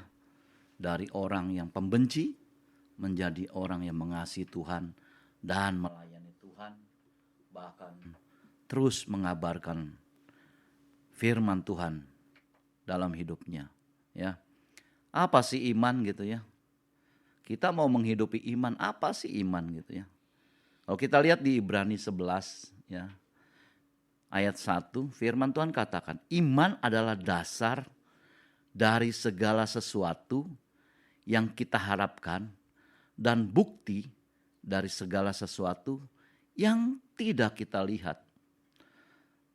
Iman adalah sesuatu ya yang kita harapkan, tapi yang tidak kita lihat gitu ya. Ya, siapa yang bisa lihat iman ya? Ya, orang bisa bermanis-manis istilahnya, atau bisa berpura-pura ya, percaya Tuhan, percaya gitu. Tapi punya iman nggak sama Tuhan? Nggak ada yang tahu ya. Kecuali tadi udah disaksikan ya, iman itu harus dilakukan ya, dengan perbuatan ya. Dari perbuatan-perbuatannya kita bisa lihat ya. Ketika tadi banyak sudah disampaikan Pendeta Teddy mengenai Ayub, orang yang saleh pada Tuhan ya. Bagaimana Ayub imannya kepada Tuhan ya. Kesalehannya bagaimana luar biasa ya. Kesalehan Ayub itu dipuji Tuhan ya. Imannya juga ya. Walaupun begitu berat pencobaannya ya. Begitu dahsyat pencobaannya. Coba kita bayangkan ya. Kalau kita diuji seperti Tuhan sampai kekayaannya habis, anak-anak semua meninggal, apa yang kita bisa katakan kepada Tuhan? Mungkin kita menghujat Tuhan ya. Nah, kita lah belajar sama Ayub, tadi sudah disampaikan Pendeta Teddy ya. Makanya iman, bagaimana kita bisa menghidupi iman kita? Kita sudah percaya Tuhan, dan bagaimana kita melakukannya ya. Firman Tuhan katakan di Yakobus 2 ayat 20b, dia bilang, iman tanpa perbuatan adalah iman yang kosong. Jadi iman kita harus melakukan, berjalan ya. Apa yang Tuhan katakan kita lakukan. Rasul Paulus juga melakukan. Rasul Paulus melakukan apa yang Tuhan perintahkan. Memberitakan Injil kemana-mana, jalan ya. apa yang diperintahkan jalan. Jadi iman itu harus dilakukan. Jadi tanpa perbuatan adalah iman yang kosong gitu. Ya. Jadi ada tindakan. Kita punya iman kepada Tuhan, ya kita melakukan tindakan. Tadi Pendeta Teddy sudah saksikan, ya. Sudah dibaptis tapi dibaptis lagi, ya. Percaya kepada Tuhan sepenuhnya. Baru Tuhan bukakan semuanya. Hidupnya serahkan kepada Tuhan, lakukan kehendak Tuhan, ya, lakukan. Yakobus 2 ayat 26 juga dikatakan, sebab seperti tubuh tanpa roh adalah mati. Ya, tubuh kita tanpa roh adalah mati, ya. Karena tubuh kita ini Tuhan ciptakan ada roh Tuhannya. Kalau diambil rohnya mati kita, ya. Demikian juga iman tanpa perbuatan, perbuatan adalah mati. Jadi tanpa perbuatan juga mati gitu ya iman. Jadi harus kita lakukan ya. Ada beberapa contoh juga di dalam Alkitab ya. Coba kita lihat di Ibrani 11 ayat 7. Firman Tuhan katakan, karena iman maka Nuh dengan petunjuk Allah tentang suatu yang belum kelihatan dengan taat mempersiapkan bahtera untuk menyelamatkan keluarganya. Dan karena iman itu ia menghukum dunia dan ia ditentukan untuk menerima kebenaran sesuai dengan imannya. Sobat Dios ya, kita harus percaya punya iman kepada Tuhan ya. Nuh, kalau kita baca kisah Nuh ya di Kejadian 6 mulai dari ayat 11 ya tuh ya. Nuh itu disuruh Tuhan buat bahtera. Coba bayangin buat bahteranya ya. Mestinya di pinggir laut ya kalau kita buat bahtera sih. Kapal gitu ya, kapal. Tapi Tuhan suruh Nuh buat bahteranya di atas gunung. Coba kalau kita sekarang disuruh sama Tuhan buat bahtera atau saya Pak atau Pendeta T disuruh buat bahtera di Lembang sana di atas gunung Tangkupan Perahu coba. Apa yang dikatakan gitu ya. Mungkin kita dikatakan gila kali ya. Mungkin kita dikatakan tidak waras gitu ya. Masa buat bahtera perahu di Atas gunung. di atas gunung Tangkupan Perahu ya. Coba. Tapi Nuh dia sudah bergaul dengan Tuhan ya. Tahu siapa Tuhan yang dia sembah dan imannya tidak goyah. Disuruh buat bahtera, dia lakukan. Mungkin sekitarnya tetangganya di sana mengatakan Nuh tidak waras. Ya, masa buat bahtera? Bagaimana gitu ya? Buat bahtera di atas gunung gitu ya. Udah gitu Tuhan kasih speknya lagi ya. Tunjuknya harus pakai kayu ini. Panjang sekian, tinggi sekian, lebar sekian. Nuh taat. Ya. Iman itu harus dilakukan, ya. Iman harus kita lakukan. Percaya kepada Tuhan, percaya. Tapi lakukan nggak perintah Tuhan? Kadang-kadang kita nggak lakukan, ya. Kita tidak melakukan perintah Tuhan. Kita beribadah kepada Tuhan, beribadah. Pendeta tadi bilang, setiap minggu dia ibadah, ya, pada Tuhan. Tapi di hari-hari lain dia bergaul dengan dunia lagi gitu ya. Iman itu harus kita lakukan. Apa yang Tuhan sudah perintahkan, adakah kita lakukan gitu ya. Mengasihi sesama, bisa enggak? Ya, mungkin di ibadah kita dengar khotbah, ya, kasihi sesama. Habis ibadah, di parkiran kita kesenggol, bagaimana?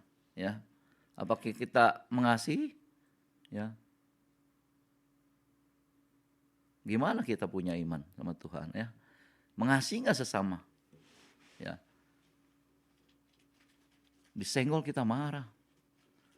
Keluarlah bahasa kita yang aslinya gitu ya. Itu tidak boleh terjadi, Sobat Dios ya. Kita harus punya iman, benar-benar kita belajar. Ya. Kenapa Rasul Paulus bisa berubah? Ya. Karena Tuhan sudah jamah hatinya. Ya, setiap kita yang telah dijamah Tuhan hatinya, dirubah Tuhan, hidup kita berubah seperti Rasul Paulus juga berubah. Ya, manusia tidak bisa merubah manusia. Ya, hanya Tuhan yang bisa merubah. Mungkin hidup kita yang tidak baik, hanya Tuhan yang bisa merubah. Ya, Tuhan yang bisa merubah segalanya. Tadi sudah disaksikan begitu dahsyat Tuhan memakai Pendeta Teddy, ya, bandel, ya, papahnya nggak kasih dia masuk ikut Tuhan Yesus, tapi dia tetap ikut Tuhan Yesus. Papanya benci sama orang Kristen, ya, tidak mau katanya orang Kristen, ya, sombong orang Kristen, ya, makan mau duluan. Nah ini makan pada mau berebut nih. Iya. Tapi lihat, ya, begitu Tuhan menjamah, ya, papanya bertobat, ya, mendengar firman Tuhan. Hanya siapa yang bisa rubah? Pendeta tadi yang rubah? Tidak. Tuhan yang merubah, ya. Tuhan yang merubah hatinya. Percaya sama Tuhan dia. Dia punya iman, ya. Yesus katakan kalau kamu punya iman sebesar biji sesawi saja, kamu bisa memindahkan gunung, ya. Persoalan biji sesawi kecil, Bapak Ibu, ya. Sobat Dios, coba lihat biji sesawi kecil. Kita beli di Shopee ada.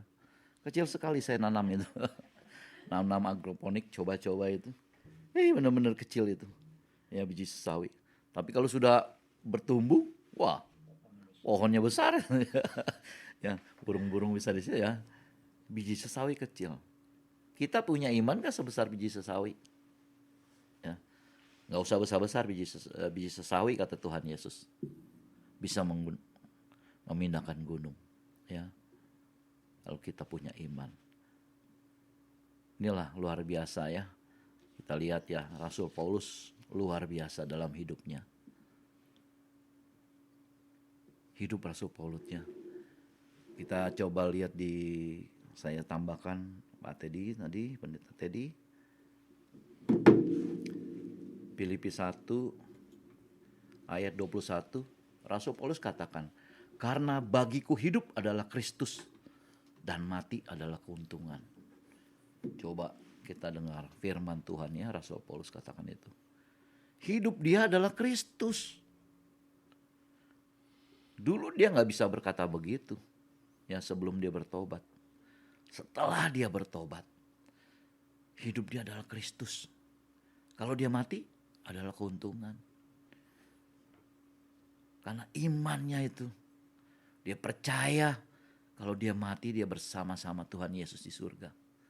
Maka dia tidak takut, ya. Hidup dia harus berbuah, melakukan, ya, apa yang Tuhan perintahkan, ya, mengasihi sesama, terutama mengabarkan firman Tuhan, ya. Sudahkah kita mengabarkan firman Tuhan kepada saudara-saudara kita yang dekat dulu, ya? Mungkin ada saudara-saudara kita yang belum mengenal Tuhan. Kita sampaikan firman Tuhan. Biarlah iman itu, ya. Masing-masing punya jalan hidup sendiri nanti. Mereka bisa cerita, ya, apa yang Tuhan sudah proses dalam hidupnya, ya. Saya juga sedikit mau membagikan kesaksian. Saya dari dulu gak ada cita-cita jadi pendeta juga ini, ya. Kenapa bisa jadi pendeta juga bingung saya kadang-kadang ini. Saya masih kecil memang aktif di gereja. Tapi saya gak ada pikiran untuk jadi pendeta. Gak ada cita-cita pendeta itu dari orang tua karena juga bukan pendeta. Orang tua saya pekerja. Mami saya gak kerja, ibu rumah tangga. Ya. Saya anak pertama dari 5 bersaudara. Ya. Dari keluarga juga yang yang ya hidupnya nggak orang kaya lah itu, ya. Jadi saya harus bertanggung jawab atas adik-adik saya gitu. Lulus SMA, saya disuruh kerja. Jadi kerja, saya orang pekerja jadinya. Ya, Kenapa? Untuk membantu adik-adiknya. Adik saya yang kedua laki-laki, dia juga mau kuliah. Ya. Saya cuma bilang sama dia, kalau kamu bisa masuk negeri, ya saya bantulah untuk biayanya gitu ya. Saya belum kuliah jadinya. Jadi dia masuk lagi di negeri ya. Jadi kita bantu ya. Akhirnya saya juga ambil kuliah malam. Jadi kalau pulang kerja kita kuliah malam. Ya. Nggak ada kita cita-cita jadi pendeta. Cuma nggak tahu saya jadi pendeta ini. Saya juga bingung kadang-kadang jalan hidup kita itu nggak ada yang tahu ya. Ya. Jadi saya juga ya ke gereja biasa ya. Saya ke gereja, pindah dari satu agama ke agama lain, balik lagi ke agama yang karismatik ya, balik lagi gitu ya. Nah, saya juga cuma bilang dulu, mungkin saya kalau sudah usia lanjut gitu ya, saya tinggal di Jakarta, saya usia lanjut, mending saya agak minggir lah tinggalnya gitu ya. Saya nggak tahu di mana gitu ya, daerah yang Tuhan kasih saya nggak tahu gitu ya. Pokoknya saya pikirlah tinggal di pinggiran lebih tenang gitu ya daripada metropolitan ya. Pergaulannya juga nggak baik gitu kan. Tiba-tiba saya terdampar di Bandung nih ya, tanpa saya sadari itu juga mujizat yang Tuhan perbuat ya. Kebetulan mertua juga pindah dari Jakarta ke Bandung dan akhirnya saya bisa ke Bandung, istri saya kita bolak-balik Bandung ngunjungin mertua. Nah akhirnya kata istri mertua bilang udah pindah aja Bandung ya. Anak saya baru masuk sekolah. Ya, saya bilang waduh baru masuk pindah lagi bayar lagi. Ya enggak? Bagaimana kita boleh buang-buang uang sembarangan nih baru kelas TK gitu ya. Kelompok bermain baru juga bayar suruh pindah lagi Bandung. Di BPK Penabur waktu itu saya di Jakarta. Saya bilang udahlah kalau Tuhan kasih, saya pindah Bandung tanpa keluar uang, sama-sama BPK. Saya pindah, saya bilang. Ya, saya asal gitu aja ya. Saya urus. Saya ke yayasan, urus di Jakarta. Saya masuk kebetulan rumah saya di sini, di Kopo. Masuk saya juga akhirnya pindah tanpa luar biasa Tuhan kasih. Akhirnya anak saya bisa pindah. Wah, pindah anak saya, ya kan? Akhirnya istri saya juga pindah Bandung. Saya belum itu selama 1 tahun saya masih bekerja di suatu bank swasta, ya di Jakarta. Saya bilang bagaimana saya ya udah setiap Jumat saya pulang, Jumat malam saya pulang. Itu saya lakukan selama 1 tahun. Pindah cari-cari juga ke bank swasta di Bandung ini, saya minta penuh masuk Bandung ini. Tapi luar biasa ya, tanpa saya juga sadari. Ya, inilah jalan hidup kita ini. Nggak tahu saya. Ada teman saya bilang, wah ada butuh di sana. Coba lu saya bilang ngomongin sama itunya pimpinan yang itu. Saya bisa masuk Bandung nggak? Akhirnya dapat masuk Bandung ini. Nggak tahu jabatannya apa, pokoknya saya masuk dulu. Pindah Bandung saya senang gitu. Tapi istri saya waktu hamil anak kedua itu bosnya di sini yang di Bandung suruh cepat datang, dia bilang gitu. Dulu saya bilang istri saya masih sakit di rumah sakit. Enggak, kalau enggak cepat datang di reject nih katanya gitu. Waduh, dalam hati saya ini pemaksaan luar biasa nih kitanya. Udah saya keluarin istri saya dari rumah sakit. Saya langsung bawa ke Bandung, saya langsung bawa ke kantor. Saya ketemu pimpinan yang di sini, saya ngomong, saya sama istri ini baru datang dari Jakarta nih. Istri saya di mobil tuh di sana lagi sakit. Saya keluarin dari rumah sakit kan. Kalau gitu saya izin cuti aja dulu 2 minggu. Bagaimana Bapak baru datang udah izin cuti? Ya istri saya sakit, gak ada orang di sini, saya bilang kan. Bagaimana gitu ya? Mau nggak mau dia kasih 2 minggu saya cuti. Saya ngurus istri saya, sama anak saya. Terus ngantar anak sekolah lah 2 minggu ya. Itulah luar biasa ya. Kehidupan jalan hidup kita nggak ada yang tahu. Kita berjalan saja sama iman gitu ya. Nah, terus berjalan kita beribadah di satu gereja dulu ya. Kita ikut satu gereja besar juga lah ya. Karena di sana sudah saya dengar di Jakarta sudah dengar gereja itu, ya, Perjamuan Kudus segala macam itu kita ikut. Nah itu kita ikut di sini di Bandung kita cari. Saya ingat banget itu di Hotel Aquila pertama sekali. Sekitar tahun 2003 itu kalau nggak salah saya masuk Bandung. Ya. Ikut beribadah di situ.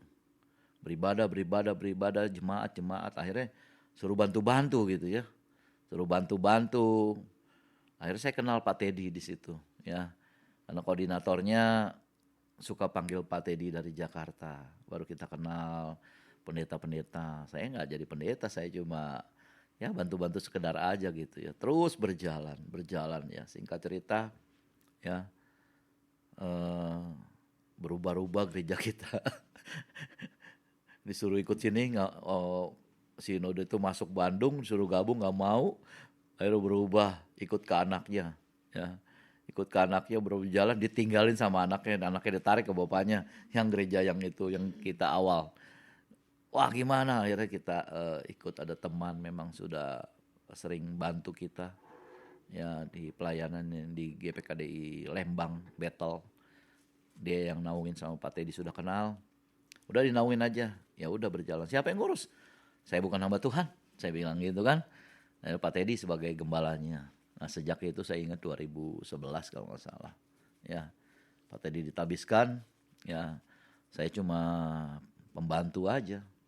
Dibilang koordinator juga nggak ada suratnya, dia bilang nggak ada pengangkatan koordinator karena Pak Teddy di Jakarta, saya udah di Bandung, jadi semua kegiatan gereja saya yang urus bersama istri, ya semua saya urus terus ya, berjalan lah itu dari tahun 2011 sampai tahun 2000 berapa ya, 18 ya Pak Teddy ya, 18 apa 19, 18 ya. Ada rapat ya, rakerda apa sinode, kita baru diusulin jadi pendeta. Coba bayangin kita, itu jalan hidup kita ya. Saya jadi pendeta nggak kebayang gitu, tiba-tiba jadi pendeta, suruh bikin makalah, wah gimana nih, ya udah kita bikin, ditabiskan bersama istri jadi pendeta. Akhirnya kita ngurus jadi pendeta. Nah itulah jalan hidup ya, karena kita percaya iman dan Tuhan, percaya Tuhan, punya iman kepada Tuhan ya. Apa yang tidak mungkin gitu ya, apa yang tidak terbayang, apa yang kita tidak pernah dengar, tidak pernah timbul dalam hati ya, itu yang Tuhan sediakan ya. Ya asal kita percaya kepada Tuhan, lakukanlah ya firman Tuhan ya. Rajin juga baca firman, jadi kita tahu apa yang Tuhan mau perintahkan kepada kita ya. Saya juga rajin baca firman. Akhirnya juga saya ikut sekolah teologi bersama istri. Saya dulu sarjana ekonomi, istri juga sarjana akuntansi. Akhirnya saya belajar ya, salah satu STT di Bandung ya. Saya belajar, istri saya dulu saya mencoba, saya bilang saya mau ikut STT ya, biar saya mau mendalami lagi pengenalan saya akan firman Tuhan, biar iman saya juga bertumbuh ya akan Tuhan ya, iman kita bertumbuh dengan Tuhan ya. Mau belajar, tapi karena keterbatasan dana, anak pada kuliah juga, yang gede kuliah, masa kita dua-duanya suami istri kuliah gitu ya, bayarannya. Akhirnya saya mengalah duluan. Istri saya dulu lulus dan anak saya lulus yang pertama. Baru saya belum lulus, masih belum lulus, tinggal bersemester, baru saya masuk kuliah. Gantian saya sama istri. Saya lulus, anak saya lulus yang besar. Yang sekarang puji Tuhan anak saya yang kecil juga lagi kuliah semester 3 ya. Saya melayani di GPKDI juga. Jemaat Sion ini juga kita harus punya iman ya, melakukan ya, layani Tuhan ya, punya iman ya, walaupun mungkin banyak masalah ya dalam pelayanan kita, tapi kita percaya Tuhan tidak akan tinggalkan ya, Tuhan tidak tinggalkan kita ya, Tuhan akan membantu kita, menolong kita ya, yang penting kita mau ya, yang penting intinya kita mau gitu. Mungkin banyak orang pintar tapi kalau tidak mau ya percuma, ya. Yang penting mau melakukan. Ya, melakukan. Tuhan pilih orang-orang yang mau, ya. Tuhan pilih. Tuhan bisa merubah semuanya, ya. Contoh-contoh tadi sudah disampaikan. Ya, Saulus dirubah Tuhan, ya, menjadi yang luar biasa, ya. Nuh, ya, coba bayang disuruh bikin batra. Satu lagi mungkin Abraham, ya. Kita lihat Abraham juga. Tuhan juga, kalau kita lihat di Ibrani 11 ayat 8 dikatakan karena iman Abraham taat. Nah, ini taat kan. Ketaatan ini juga. Karena iman Abraham taat. Ya. Ketika ia dipanggil untuk berangkat ke negeri yang akan diterimanya menjadi milik pusakanya, lalu ia berangkat dengan tidak mengetahui tempat yang ia tujui. Nah, ini luar biasa, iman yang taat. Jadi kita harus punya iman juga iman yang taat. Kalau kita nggak taat sama Tuhan, ngapain disuruh berangkat? Kemana Tuhan berangkatnya? Orang kalau mau pergi ada tujuannya, ya. Mau kemana kita? Mau ke Jogja ya, tahu tujuannya, tahu Jogja. Mau kemana? Nggak tahu mau kemana, mau jalan aja. Waduh, bisa kemana kita nyasar nanti, ya. Tapi ini kalau Tuhan yang suruh kayak Abraham, mau kemana? Abraham jalan, ya. Nggak tahu kemana dia. Yang penting dia taat jalan. Tapi Tuhan yang suruh ya jalannya. Ya. Jalan dia. Bawa keluarganya semua. Ya. Pergi. Ini jelas ya. Firman Tuhan katakan. Karena iman Abraham taat ketika ia dipanggil untuk berangkat ke negeri yang akan diterimanya menjadi milik pusakanya. Jadi ada satu negeri yang akan diterima milik pusakanya. Dia berangkat. Lalu ia berangkat dan tidak mengetahui tempat yang ia tuju. Luar biasa ya. Jadi saya cuma menambahkan, kita juga harus punya iman yang taat kepada Tuhan. Amin. Ya, iman yang percaya. Ya, iman kita nggak goyah. Jalan hidup orang beda-beda ya. Tapi kalau kita punya iman kepada Tuhan, ya, Tuhan sudah menetapkan semuanya itu. Ya. Apa yang tidak kita pikirkan, tidak pernah kita lihat, tidak pernah timbul dalam hati, itu Tuhan siapkan. Amin. Ya, bagi orang yang mengasihi Tuhan. Ya, betul sekali. Mungkin tambahan itu aja dari saya, ya, mengenai firman Tuhan. Nanti Om Aldi yang mau nambahin sisa waktu ini. Ya. Saya kembalikan ke Esya. Ya, kita akan lanjutin lagi ya, Sobat Yos. Nih, berikutnya nih dari Om Aldi. Ya, terima kasih Isya. Selamat malam Sobat Dios semua. Ya, kalau kita kembali lagi berbicara tentang iman, memang gak ada habis-habisnya ya. Setiap orang, pribadi lepas pribadi tentu mempunyai pengalaman yang berbeda-beda. Tetapi memang seperti yang tadi sudah disampaikan oleh hambanya, teman saya, Pak Pendeta Teddy, memang setiap orang harus mengalami langsung perjumpaan atau suatu peristiwa dengan Tuhan Yesus. Nah, baru itu yang akan mengokohkan iman percayanya kepada Yesus. Bukan kata orang, karena kalau kata orang tuh bisa versinya macam-macam ya. Tetapi kalau kita mengalami satu pengalaman pribadi dengan Tuhan, sama seperti kita ketika ditanya oleh orang, misalkan, kamu tahu jalan ke rumah dari sini? Karena itu rumah kita sudah tahu gitu kan. Jadi kita bukan lagi bicara dengan kalimat, oh yakin saya bisa sampai rumah, bukan lagi yakin. Tetapi kita mengatakan, oh tahu, saya sudah tahu, bukan yakin. Jadi kalau tahu itu sudah di atas yakin. Karena kita sudah tahu gitu. Bagaimana kita mengalami satu perjumpaan dengan Tuhan itu tidak ujuk-ujuk ya saudara-saudara semua. Tidak ada orang yang masuk ke surga dengan ujuk-ujuk atau masuk ke neraka karena mendadak begitu ya. Tetapi itu hasil akumulasi seumur hidup kita. Tuhan memberikan kesempatan kepada kita ya selama kita hidup. Kalau kita sering mendengar bahwa Tuhan itu panjang sabar, betul.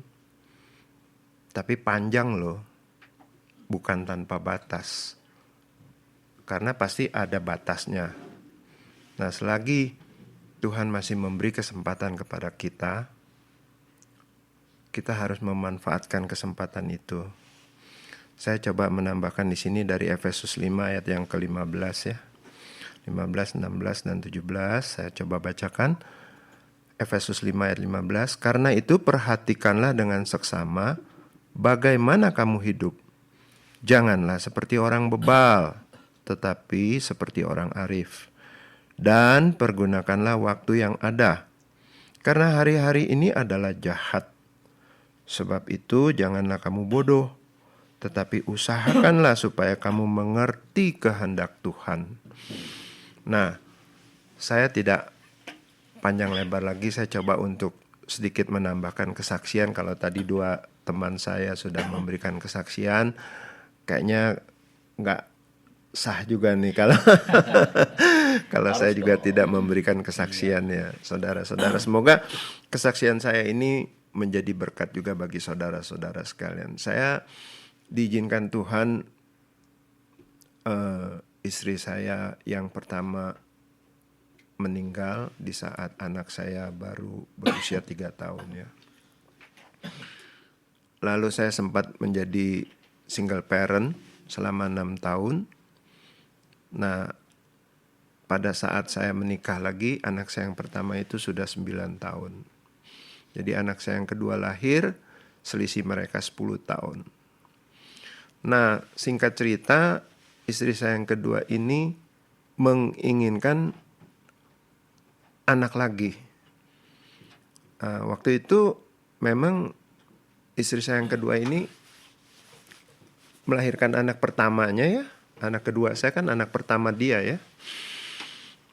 Melalui operasi sesar, dan waktu itu kan kalau operasi sesar harus 2 tahun, harus tidak boleh hamil dulu gitu ya. Karena katanya jahitannya masih bisa robek apa segala macam. Jadi kita 2 tahun harus kosong. Jadi kami ber-KB.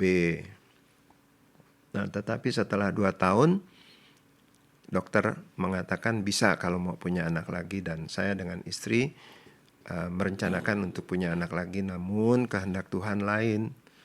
Istri saya ini tidak bisa lagi isi gitu ya. Wah, dia uring-uringan saudara. Dia marah-marah sampai terucap kalimat yang kurang enak didengar ya. Oh, saya nggak mau nikah sama kamu kalau kamu membatasi saya cuma punya anak 1. Loh, siapa yang membatasi kamu punya anak 1? Saya tidak ber-KB lagi gitu, tidak memakai alat kontrasepsi, tetapi itulah yang terjadi. Istri saya tidak bisa lagi hamil. Sementara kalau dibilang mandul, saya sudah punya anak. Yang dengan istri pertama sudah punya anak 1, bahkan anak kedua saya ikut meninggal dengan istri pertama saya. Dengan istri kedua saya nikah lagi, saya sudah punya anak lagi 1. Jadi saya jelas tidak mandul. Dan kalau dikatakan istri kedua saya ini mandul, kan dia udah punya anak juga gitu. Tetapi Tuhan kan berkehendak lain. Nah, di sini yang mau saya paparkan sedikit tentang iman. Semoga ini bermanfaat bagi pendengar, sobat-sobat tercinta Radio OS ya.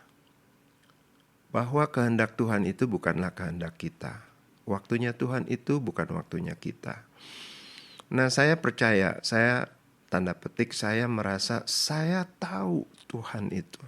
Saya beriman kepada Allah yang saya sembah, yang saya tahu, yang saya kenal.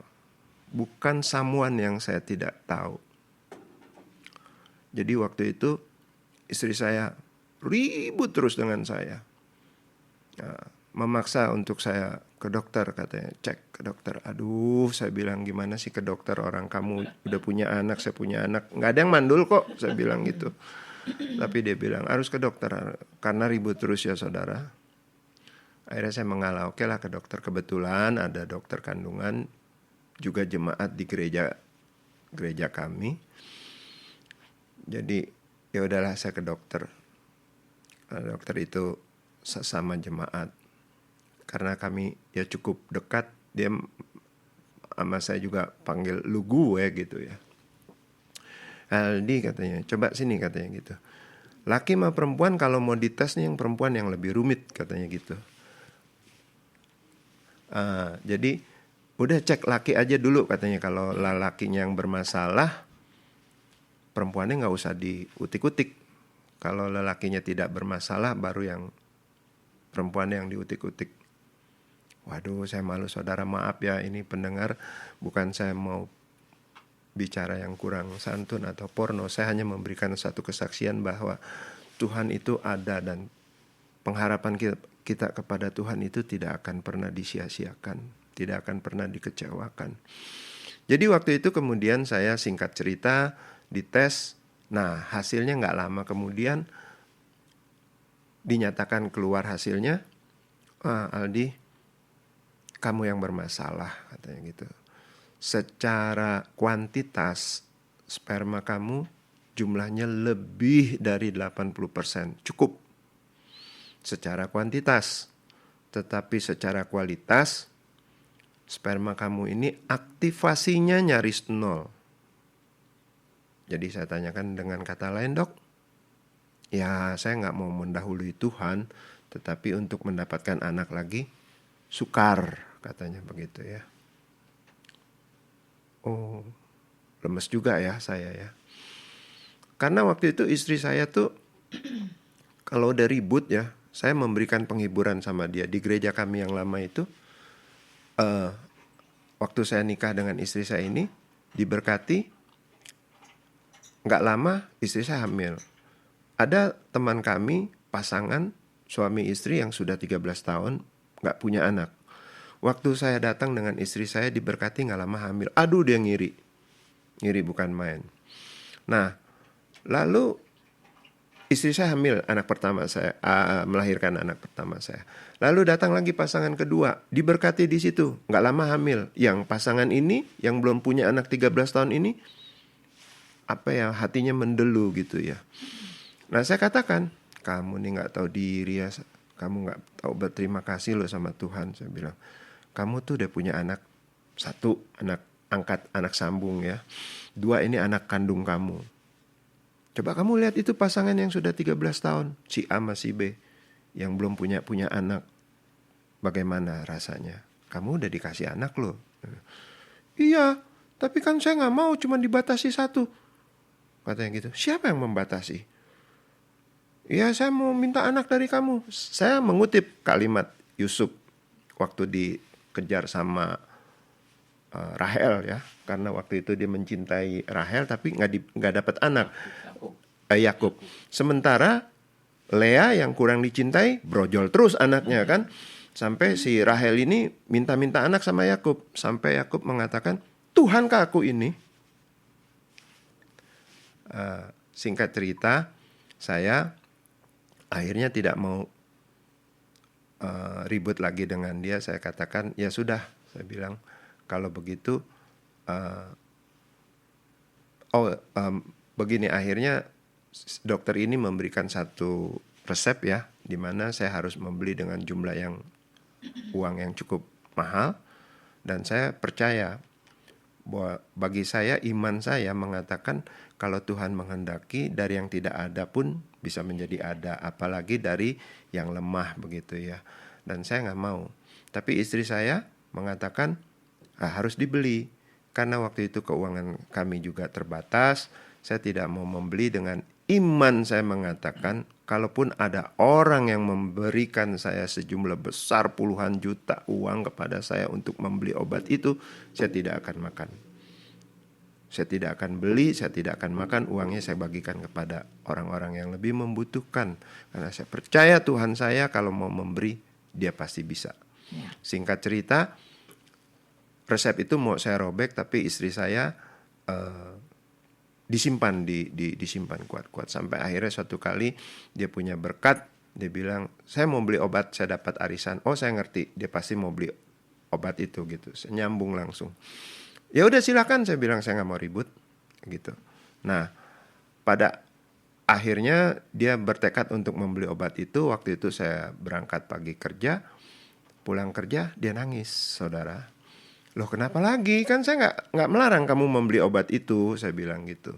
Nah, di sini rupanya dia baru berkata, iya tadi sebelum membeli obat katanya dia muntah-muntah.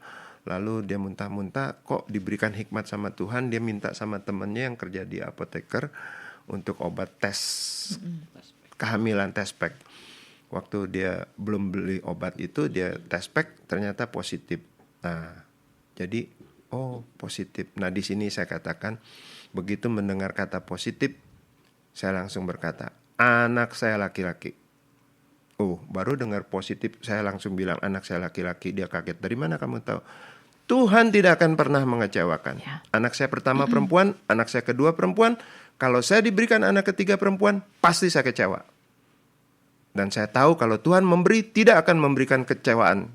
Tidak akan mengecewakan, saya bilang. Pasti anak saya lelaki. Jujur, kalau diberi anak perempuan saya kecewa. Karena itu saya yakin Tuhan memberi saya anak lelaki. Ya. Nah benar anak saya lelaki. Lalu waktu itu saudara yang saya mau sampaikan, seandainya saya mengikuti anjuran istri saya membeli obat yang mahal tadi, bukankah nama Tuhan tidak dipermuliakan? Karena dia pasti bilang, tuh coba dari dulu kamu beli obat itu.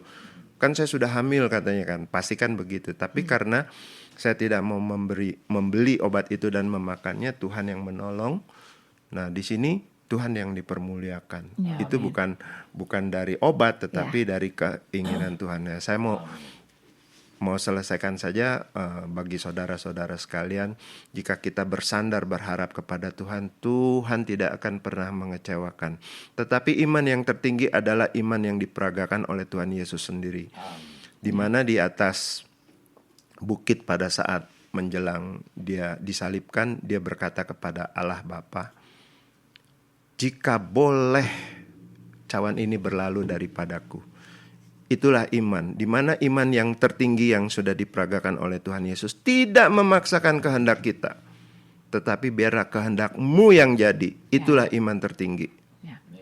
Demikian saudara-saudara, saya sampaikan terima kasih untuk kesediaannya mendengarkan kami-kami. Semoga ini semua dapat menjadi berkat bagi kita sekalian. Ya, Amin. amin. Oke, ini terakhir ya Om. Ya semenit aja. Ini kebetulan ada yang masuk nih, WA yang masuk. Ada pertanyaan. Dia bertanya gini, apa yang dapat kita lakukan saat tetap berusaha mendapatkan kedalaman iman, tetapi cobaan terus aja datang, nggak habis-habis katanya. Terima kasih. Ya. Dengan siapa itu? Ini nggak ada namanya Om. Ya, terima kasih untuk pertanyaannya yang luar biasa ini. Cobaan datang terus. Saudara, kalau kita baca bangsa Israel itu mungkin ya. Kita belajar dari Ayub. Ayub tadi. Ya. Ayub tidak banyak mengeluh kepada Tuhan, bahkan dia berkata begini, aku lahir telanjang dan aku akan kembali dengan telanjang. Ya. Ingat juga bahwa di dalam 1 Korintus 10 ayat 13 di situ dikatakan, pencobaan-pencobaan yang kamu alami ialah pencobaan-pencobaan biasa yang tidak melebihi kekuatan manusia. Ya. Sebab Allah setia dan karena itu Ia tidak akan membiarkan kamu dicobai melampaui kekuatanmu. Pada waktu kamu dicobai, perhatikan, Ia akan memberikan kepadamu apa? Jalan keluar sehingga kamu dapat menanggungnya. Jadi yang bertanya tadi bahwa ingatlah bahwa Tuhan menganggap diri kamu itu mampu untuk mengalami ujian itu. Jangan pernah putus asa, jangan pernah bersungut-sungut. Sebab ketika kita bersungut-sungut seperti bangsa Israel, perjalanan itu, gurun itu jadi semakin panjang saudara. Berlakulah seperti Ayub. Tadi dikatakan, tetap percaya kepada Tuhan, carilah Tuhan dengan segenap hati, ya, cari kehendak Tuhan, setia kepada Tuhan, terus, jangan putus asa. Saya percaya Tuhan tadi katakan, Dia akan memberi jalan keluar sehingga kamu dapat menanggungnya. Nanti saudara penanya tadi, setelah saudara keluar Dari masalah pencobaan ini saudara akan punya pengalaman pribadi dengan Iya, Tuhan. Nah betul inilah banget. cara Tuhan ingin mengajar kita punya pengalaman pribadi dengan Tuhan. Ya, luar biasa kan Sobat Dios. Nah, tapi dan satu hal yang pasti ini adalah gini. Kita belajar seperti yang tadi dibilang sama Om Teddy bahwa yuk sama-sama belajar. Bahwa itu pas proses dalam hidup kita. Ketika Tuhan izinkan itu terjadi, Tuhan pengen ada sesuatu yang berubah dari hidup kita. Gak mungkin dong tanpa ada alasan gitu kan ya. Iya benar ya Om Teddy ya? Iya, betul. Pasti semua ada alasannya. Makanya yuk, apapun masalah hidup kamu, kalau Isya nih jujur, kalau Isya selalu setiap hari, Isya cuma bilang satu sama Tuhan, setiap pagi, Tuhan minta roh menikmati. Apapun situasi dan kondisinya, apapun cobaannya, apapun yang terjadi, entah itu yang seneng, yang susah, yang bikin sedih, yang apa segala macam, tapi punya roh menikmati. Karena ketika punya roh menikmati, kita menikmati proses Tuhan, yang keluar adalah ucapan syukur. Amin. Oke Sobat Dios, gak kerasa nih udah 2 jam, udah makan udah 2 jam lebih lagi ya. Tidak terasa. Terima kasih buat kamu yang udah tadi ngirim WA juga dan kita akan pastinya Jalan Kehidupan akan terus ada setiap 2 minggu sekali di hari Jumat. Setiap hari Jumat. Nah buat kamu semua nih, malam hari ini kita sudah selesai tapi percayalah. Tangan Tuhan, pekerjaan tangan Tuhan tidak pernah selesai. Biar Tuhan yang terus kasih pengertian demi pengertian tentang apa yang kita sharingkan malam hari ini. Nah tapi sebelum kita tutup, kita mau berdoa dulu lah ya Om ya. Ya biar dipimpin oleh Om Teddy sendiri. Oke, baik. Kita akan tutup pertemuan kita malam ini dengan doa, diawali dengan doa dan kita akan akhiri dengan doa juga ya. Mari kita satu dalam doa. Bapak terima kasih. Kami mengucap syukur untuk waktu yang telah berjalan dalam siaran ini sehingga kami boleh berbincang-bincang tentang firman Tuhan, bagaimana kami harus hidup, menghidupi kedalaman iman kami. Kami ingin Tuhan, iman kami bukan iman yang biasa-biasa saja, tetapi kami ingin memiliki iman yang semakin bertumbuh ke arah Kristus. Tuhan biarlah kami boleh semakin melekat kepada Tuhan, kepada pokok anggur yang benar, memiliki pengenalan yang benar secara pribadi dengan Tuhan. Sehingga Tuhan, hidup iman kami semakin terpacu dari sehari lepas sehari. Kami boleh semakin dikuatkan, kami boleh semakin diteguhkan iman kami. Sehingga kami tidak akan pernah meninggalkan Engkau. Sebab kami tahu Engkaulah Tuhan, Raja yang empunya seluruh kehidupan kami. Biarlah Tuhan Kau tumbuhkan iman, pengharapan dan kasih di dalam setiap kami. Baik kami yang ada di studio ini maupun setiap pendengar dimanapun berada. Biarlah Tuhan kami boleh menghidupi hidup kami dengan iman percaya yang teguh kepada Tuhan. Apapun yang kami alami, apapun yang kami hadapi, baik itu persoalan, masalah, itulah ujian untuk membangun iman kami daripada Tuhan. Agar kami untuk tetap setia kepada Tuhan. Tidak menyimpang ke kiri ke kanan dari jalan Tuhan. Mendengar baik-baik setiap firman Tuhan. Yang kami dengar disampaikan oleh siapapun baik yang kami baca. Dan melakukannya dengan setia. Maka janji-janji Tuhan akan digenapi di dalam kehidupan kami. Terima kasih. Bawa kami kepada pengenalan yang benar akan Engkau secara pribadi.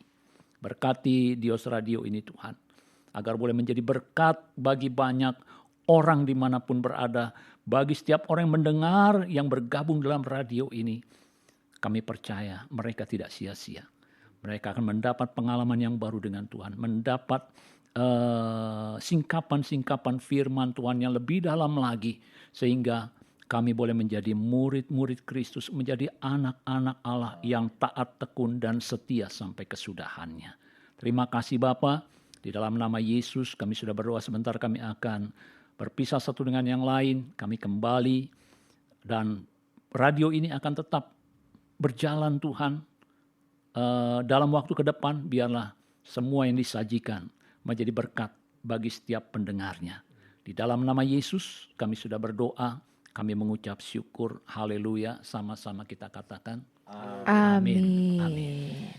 Ya, terima kasih buat Om Teddy, Om Hasan dan juga Om Aldi yang sudah hadir tempat ini di Dios Radio dan membagikan firman yang luar biasa banget dan juga kesaksian-kesaksiannya. Dan biar ini jadi berkat buat kita semua ya Sobat Dios, dan pastinya menginspirasi hidup kita untuk kita lebih dalam lagi mengenal Tuhan.